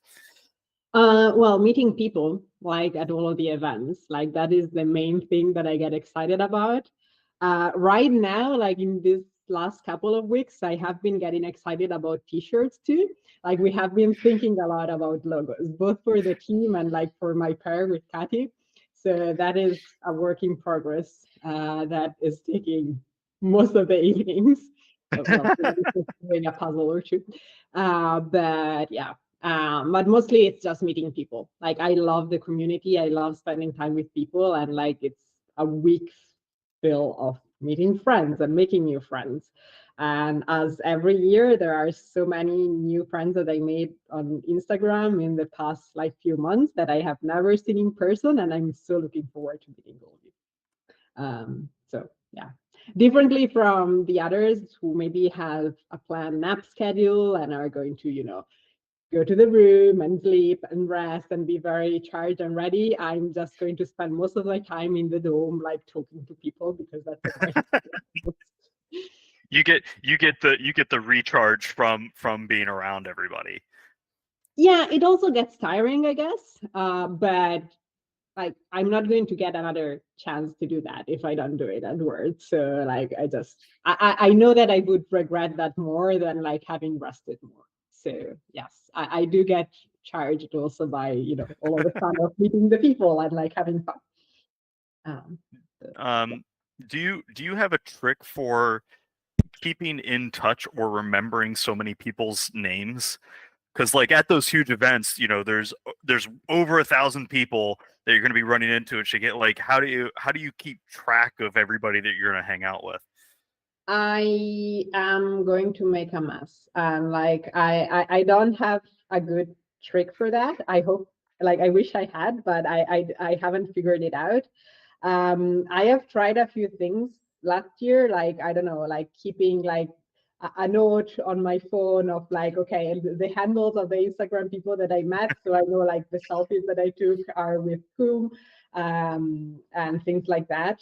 And some of them I know, some of them I lost. I will recognize the faces and say hello again to people that I have forgotten their names, and I feel bad about it. But yes, like when you meet hundreds of people, it's hard. And it's also hard to recognize people that you know. Like I remember, like I know people from Instagram that I have had long conversation with for like, you know, maybe weekly or whatever, but like I have no idea what they look like, because Yep. sure, there might be one picture of them somewhere, but I actually just recognize their handle and their like Instagram photo, which in most cases, like mine too, like it's not the face of someone. So it's like, I don't know who you are until you tell me. And yeah, it makes things a bit awkward, but it has been fine. Like in the past couple of years, and also like when I was there in the US in March, like I think it went okay. Some people had to tell me who they were, but like I think nobody got offended by me not Yeah. remembering their name or like not recognizing them immediately. Also because it's the same. Like there are people that I did recognize and went up to talk to, and they didn't know who I was until I explained who I was, and like that's totally fine. Or random people that maybe if people use name tags, they put like the Instagram image on there, or write that out, so that way you're like, oh right, this person as well. some people do it at words, and sometimes it helps, but also like it's 6 days, you're not going to have a t-shirt with your Instagram handle all the time on. At least I want for sure, and it's fine. You figure it out. It's still fun to meet people and like talk about puzzles with random folks from random countries, and then some of them stick, some of them are just, you know, temporary connections that last for like a fun conversation of 15 minutes, and then maybe we will have another one later. If going into puzzle mode, if you had to pick one category to make a new personal record on while you're at Worlds, would you rather it be in the solo or the pair or the team? Like where would you want your best performance to be in? I think the one I'm most hyped about is Paris this year, but we will see. Like I haven't given myself a goal yet for the various categories. I'm not sure exactly what I want to do. Well, I want to get into all of the finals, like that is a goal, but like how I want to place in them, I don't know. I do expect my ranking to be worse in like single again, because there's a lot of fast new people that like I know are fast and are like almost certainly going to beat me, and that's totally fine.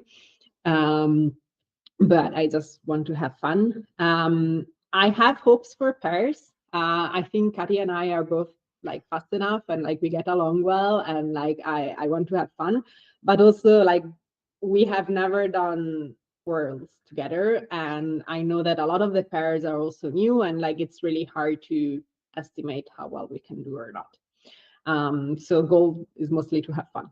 And teams, I also am not sure how well we can do, but I have an Italian team for the first time. So I am excited about that because all 4 of us are Italians this year, and that is new. So there's that, I guess. That's really exciting. What oh, sorry, Michelle was going to ask something, but I don't think your microphone's on, Michelle. Oh, that's true. Yeah, I had to leave for a moment. I smelled burning and I had to leave. And it just turns out my husband's just started a random bonfire in the garden. I So hope it's my not full house, of like puzzles. no, just random offcuts from the garden. But I was a bit concerned my house was on fire, but everything's fine.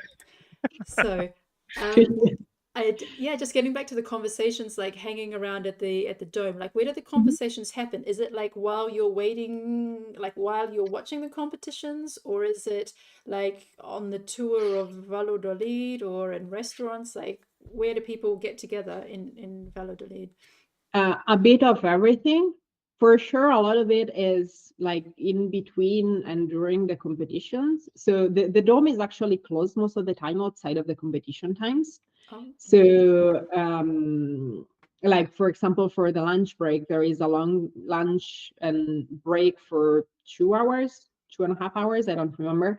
But they do close the dome down during that period.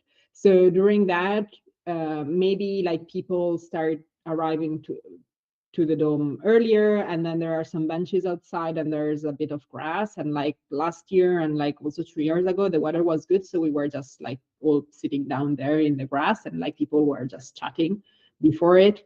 And also once you enter, if you're not competing and you're just around looking at it, you can like chat with people in the meantime.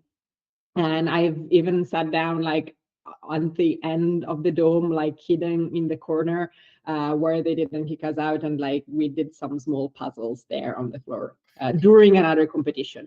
You tend to talk not that loudly during the other competitions because you don't want to bother people. And like there isn't like a lot of space around. There's just a small like all way like kind of on the sides.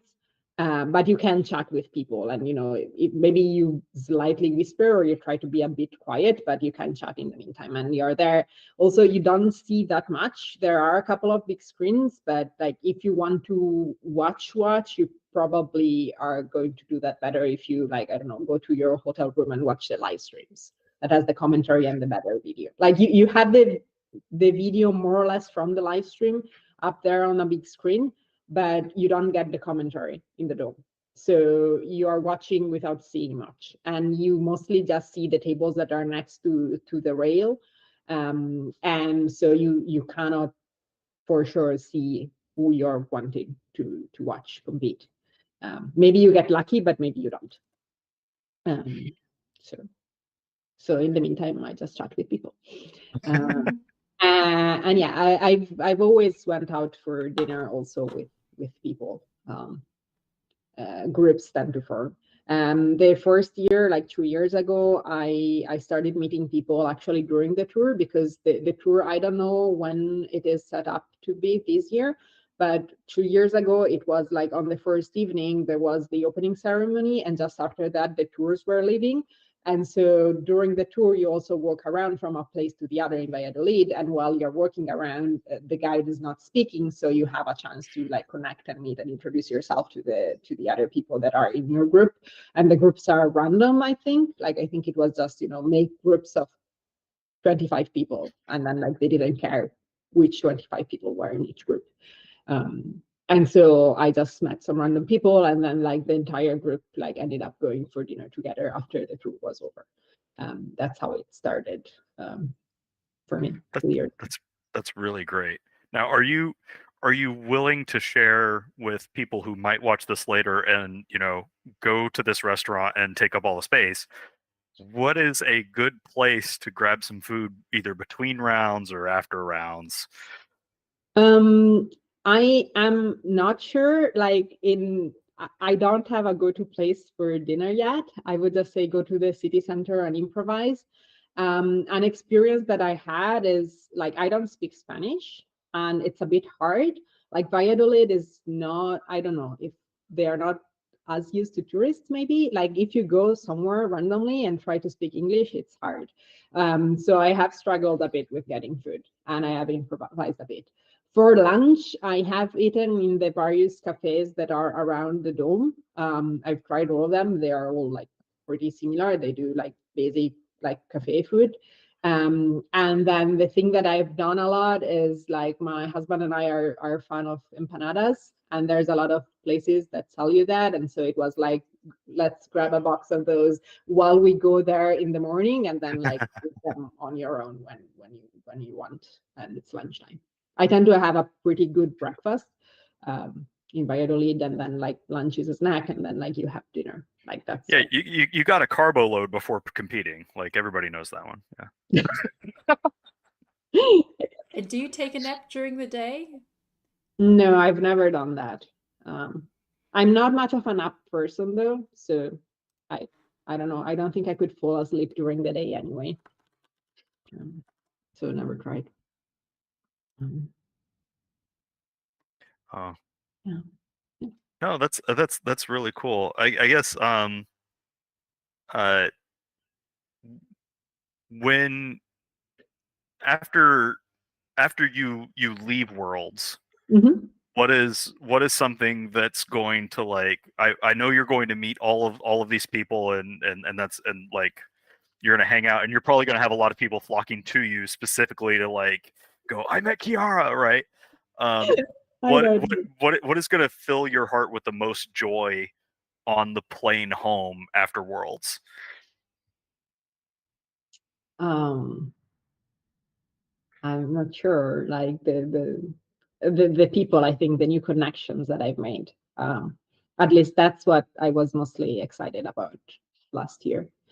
I also needed like the week after, like I went back to work on Monday, and I remember like I tried like working from home as much as I can instead of going to the office, and like trying to like cancel a few meetings if I could, because like I was so much in overload from talking to people that I needed to not speak to anybody for a few days and recover. That's a good point, yeah, because I've also like for the Monday coming back from Worlds, I've also like blocked my calendar. Well, I can't block the whole calendar, but at least the morning that I don't have any appointments there, just to kind of like come back to the office and kind of like yeah, just not have a moment to like defrag a little yeah, bit. not to like to decompress before like getting into like busy conversations about completely other topics. Yeah, well, thanks so much, Chiara. Congratulations on third place. You've been really consistent, and it's really exciting to see your progress, and also to hear that you'll be competing with Kathy. And yeah, I think we're going to see you a few times before. Going to see you at some more online competitions. I don't think I'm doing all of the Jigsaw Jam, but like close to it. We'll So, see you yes. again before the Worlds. Yeah. Yeah. All right. Thank you very much, Chiara. Good evening. Bye. Thank you. So we have a very unusual situation. It's 1 hour and 40 minutes, and almost everyone is done. So yeah, this was a fast puzzle, and it looks like almost everyone has completed it. So I want to give a special shout out to Kirsty. She's still got 20 minutes, so keep on going. You got this. We believe in you. Yeah. Every piece that goes in. Oh, with the thumbs up. Every Yeah. piece that goes in is one closer to victory. Yeah, but she's doing it very methodically. She's got the box in the left hand and checking every piece. Yeah. Try to touch each piece once, put it, match it with the image, place it in, and pop it in. Yeah, so we have Iris on hold. So I'd love to bring Iris back in. Thanks for waiting. Hi, no problem. Yeah, so first of all, tell us, yeah, how did you enjoy the puzzle tonight? I think it was a lot of fun. Yeah, it was a very, very nice image. I like the level of detail, and it was really fun to hear also how differently everyone approached it. Like I thought I don't know the English word either, but the flags. Yeah. I kept them to the end. I thought they were super difficult. And then compared to Alejandro, who had started with them, that was like super fun to hear. Yeah. But I think it was an awesome puzzle. Yeah, I'm glad you enjoyed that. So I have a question for you. I noticed that at the Worlds, your team name is called Lin Pozlena. Can you tell us what that means? Well, Lyn is lightning, like the thunder and lightning. So it's like lightning puzzlers. But we had a lot of trouble making the name when we made it. So we actually asked AI for ideas. And I don't remember if AI actually came up with this one or if it was like the brainstorm of AI ideas to get to this idea. But then we just stuck with it. But we've had a lot of discussions on whether to spell it with or without like a space between Lyn and puslerne. Yeah, but luckily we have a grammar teacher on our team, so she put down her foot. and went absolutely not. And have you also got lightning streaks on your t-shirts? Oh no, but that's we just ordered t-shirts, so that's actually a shame that you say that now. Oh. We could have had lightning, but well, we have our names, and then we have the Danish Jigsaw Puzzle Association logo, and then on the back the Danish flag and our name. I like the team name. Yeah. Yeah, I think you're going to be a really strong team. Is it also with Astrid, Olivia, and Sophie?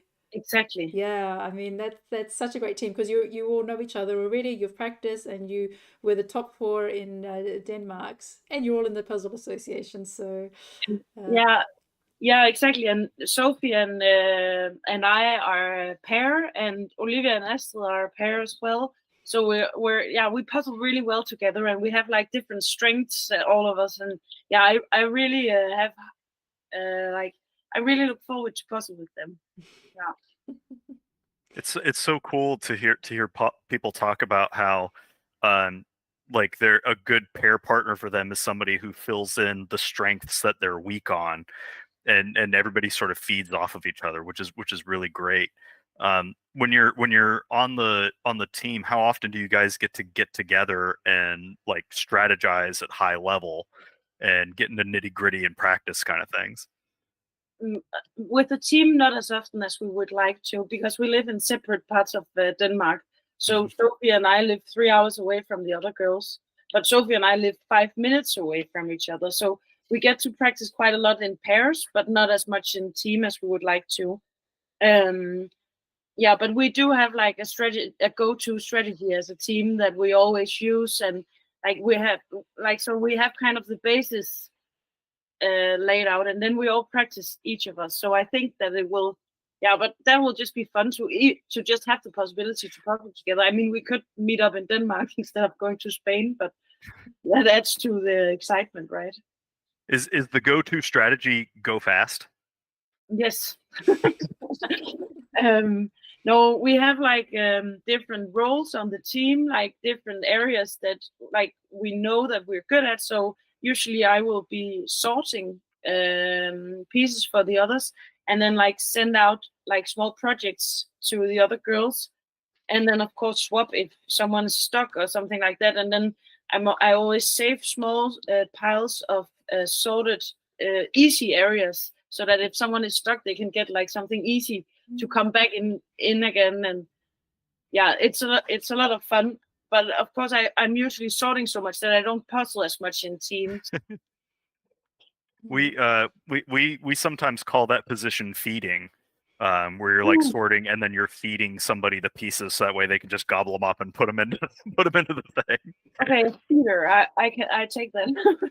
I also use that terminology when I was riding with my team from Trier, because we didn't know each other beforehand and we only communicated over WhatsApp. And I also said, look, I'm going to do sorting for the first 15 minutes and I'm just going to feed it to you. So make sure you tell me what you're doing. Like, I need pieces with this color or this detail, and I'll find it and I'll feed it to you. Yeah. But that's one of the things that I also think is so much fun about these Euro Jigsaw Jams, is that I'm actually learning a lot of new terms and like getting inspiration for like doing things in different ways. Like in gym, you always talk about like how people spread out the pieces differently in the beginning. So it's like, oh, should I try a different strategy? And yeah, now I'm learning this, and now maybe I can introduce one for you guys that Sophie has started. So we're using the word like to experience puzzle stop. That's something that you experience while you're going, and then suddenly you're like panicking and you're not doing anything, and it feels like it's taking forever, but it might just be a second or three, and then we call that a puzzle stop. So, and we experienced that it helps a lot to say, "Oh no, I'm having a puzzle stop," and as soon as you say it out loud, you'll see something that you can do. So that's an expression that we're trying to to spread out. Yeah, well, When I had that experience on Sunday. My husband came past with the camera for the live stream. Oh, and here's Michelle. And before that, I was like, I had placing pieces, and there I was like, oh, that doesn't fit, and that doesn't fit. And I hear people often say that when the moment that the camera comes Yeah. past, it's like it doesn't fit. And then as soon as my husband walked past me and went to the next person, I was like, ah, there it is. Oh, there it goes.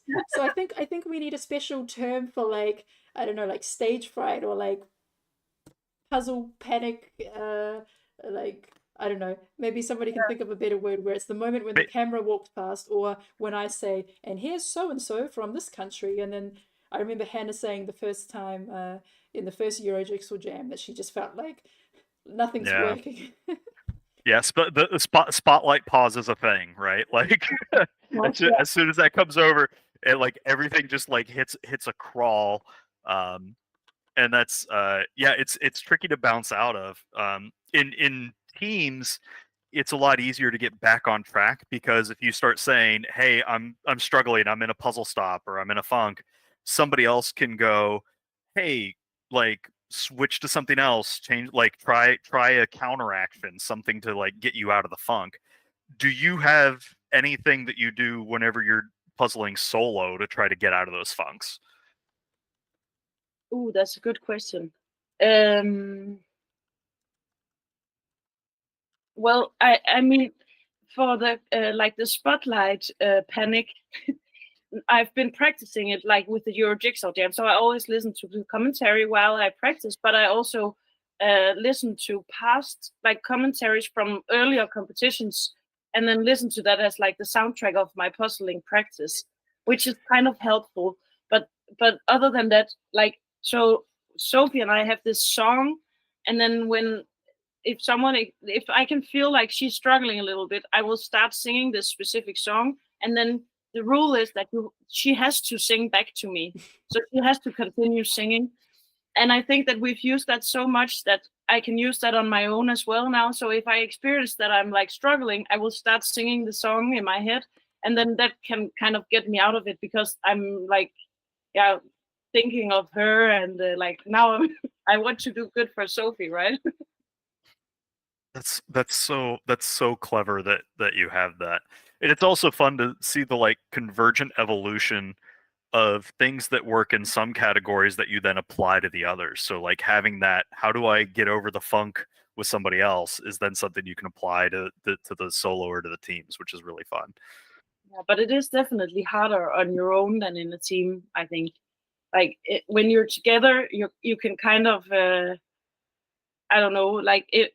Like in the beginning when we started puzzling together, I struggled a lot with like my self-esteem, so I was like constantly afraid that she would find me too slow, and I was like constantly thinking about how fast she was compared to me, and that was like really annoying. but once I got over that, like comparing myself to what I thought she was expecting, it's much easier together with her than on my own now. Not that I have the expectations on my own to stop me, but it's just, yeah, the focus for that long is just difficult to keep. Yeah. Well, yeah, after, how often do you spend, 30 minutes staring at the same a picture, right? Like you only really do that in puzzling. So being able to keep that focus and not lose track of your speed, that's really tough. Yeah. So I can see where some people feel that calling to like have another person around to help take a little bit of the heat off of the moment, which is really cool. Are you like, I guess that kind of leads to the actual question. Are you more excited to work in pairs or in your team going into Worlds. And it's okay if you'd rather not say and keep the peace. Oh, yeah, both. I think there are different things that are what I look forward to. Like, I like that when we're in a team, it feels like we're a team. Like, there's several people coming together doing a puzzle. But I think that the pairs must win because because I actually do puzzle and I don't only do the sorting and the feeding. So I think that that's it. And then also just I have such a good chemistry with Sophie, and it's just a coincidence that we met. And yeah, I look forward to puzzle with her especially, but also with Olivia and Estelle. Well, it's really cool that you're focusing in on that, and it feels like it's gonna go well. What kind of goal do you have for the pairs? Are you shooting for like, you know, top 3? Or are you shooting for just like a really good time? Like what's going to be the thing that if you go to Worlds and that happens, that's going to be the thing that feels good? It's gonna sound a little bit like weird maybe, but like my main goal is to have fun. Like, no, that's not weird at all. That's great.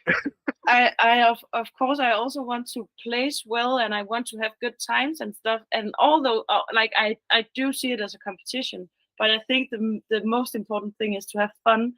And I think that is sometimes hard when you go into competition mode to actually keep your mind focused on having fun and not get too like nervous and everything. And like last year when we went, I had no expectations at all. I didn't even know that it existed until 5 weeks before I left Denmark to so I had no idea what I could expect. And this year I can expect more, and I know what I'm going into. So I'm really trying not to use that as an excuse to have higher expectations, but just to stay focused on having fun. But of course, I also want to do nicely. But I'm trying not to think too much about on top what I want to achieve with Sophie or with the team, and also not what time, because it's so different from puzzle to puzzle. So I think that like if I see the puzzle, I can say like, okay, my goal is to finish in less than 50 minutes, or my goal is to finish in less than half an hour or something. But yeah, I would say that I expect us to finish in pairs in less than half an hour. I would be a little bit disappointed if not. Yeah, sorry, just to interrupt quickly. So we have 5 minutes left, and Kirsty, just want to encourage you, keep on going. You're doing really well. So yeah, keep up the pace, keep plugging in, and we're all cheering for you. Oh, all right, Hurst, what's the song? We should sing the song for Kirsty and give her a little boost. It's Unstoppable by Sia. Do you know it? No, but if you start, I'll jump in. I'll make up words. I'm unstoppable. I'm unstoppable today. I'm invincible. I'm unstoppable today. I am puzzleable. I will get the pieces in. Just keep going in. Christy's got this one in. Awesome. Yeah, so just before we run out of time. I'm sorry for everybody that had to hear that. But thank you for sharing that. That's a good song. That's a good motivating song. I like that. Yeah. And actually, I've used that word multiple times this week when I saw some people posting really great times and that they were at competitions, and I was like, "Oh man, you're unstoppable!" Like, I think that's a really good phrase, because there's no limits on it. You know, you can just keep improving. You can keep having fun. But I did want to ask you, Iris, what does it take to start a Jigsaw Puzzle Association? How many people do you need, and what kind of rules are there to set up? Well, I don't know exactly how it is in all countries, but we are 5 people who started the association together, and we are a good combination of 2 people that know a lot about all of the like legal things and like administrative things and like all the backside kind of, and then 3 of us are more like active in the in like going to competitions and being part of Like community events? community. Yeah, Like kind of. spreading the word, raising awareness. Exactly. Yeah, and then we found each other kind of randomly, because we started looking for someone who to do it with when we came back from Worlds last year, Sophie and Olivia and I. And yeah, luckily we found some people. And I think like starting an association is not that hard. It's like that's just something technical to like tell the state we've started an association basically. But then like all the other work around it is like, okay, what do we have? What ambitions do we have?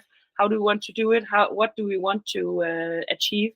And I think that the most difficult thing for us right now is that now we've done the Danish championship, and now we need to figure out like what more do we want to do, and we want to do so much, so we need to get more people involved to actually achieve doing all of the things that we dream of. Mm-hmm. And what kind of, I mean, to be aligned with the World Jigsaw Puzzle Association, what does that take? Because I know there are some people who've started puzzle organizations of sort, but to be then like listed on the world's page, what kind of criteria is involved? That was not part of my job, so I have a little bit scared to say something wrong. But we got in contact with Alfonso from the World Jigsaw Puzzle Association, and then together with him, he was like super helpful in telling us what we needed to do in order to be part of the Worlds. But like as far as I remember, it was not something very drastic because it was someone else who took care of it, and it was not like a very big thing in our meetings. Okay, so we have 1 minute left. Go, Kirsty, go. You got this. Just keep getting them in. Just a few more. So You are unstoppable. You are. Yeah. And I had another question. You had some fun things happening on the side at the competition. It wasn't just a competition. What things were happening as well? You had like a raffle or something, a prize? Yeah, we had like a swapping table, like a trust swapping table, and then we had like a raffle. Is that what it's called in English? Like where you buy tickets and then somebody gets the big prize, or more like a giveaway where it's just randomly drawn? But it was made really nicely because we found a puzzle with a like very unique piece cut, and then it was drawn onto a board. Sorry, 3, 2, 1, stop, Kirsty. So close. Oh, well done. Congrats. Oh, but yeah, there's only like, I think maybe like less than 40 pieces there. So that's, just the top part. That's, it's all the white pieces. We can see it's all the white pieces. Like I said, for me, there was the white pieces at the end that were the tricky ones. Yeah, so those are the same holes a lot of people struggled with. So Kirsty, you can go ahead and count those and write that in the chat. And sorry to interrupt you, Iris. So because I had a question, I heard that on somebody's video. I think it was Nana's video. She talked about you wrote your name on a piece or something, but I didn't quite understand how that worked.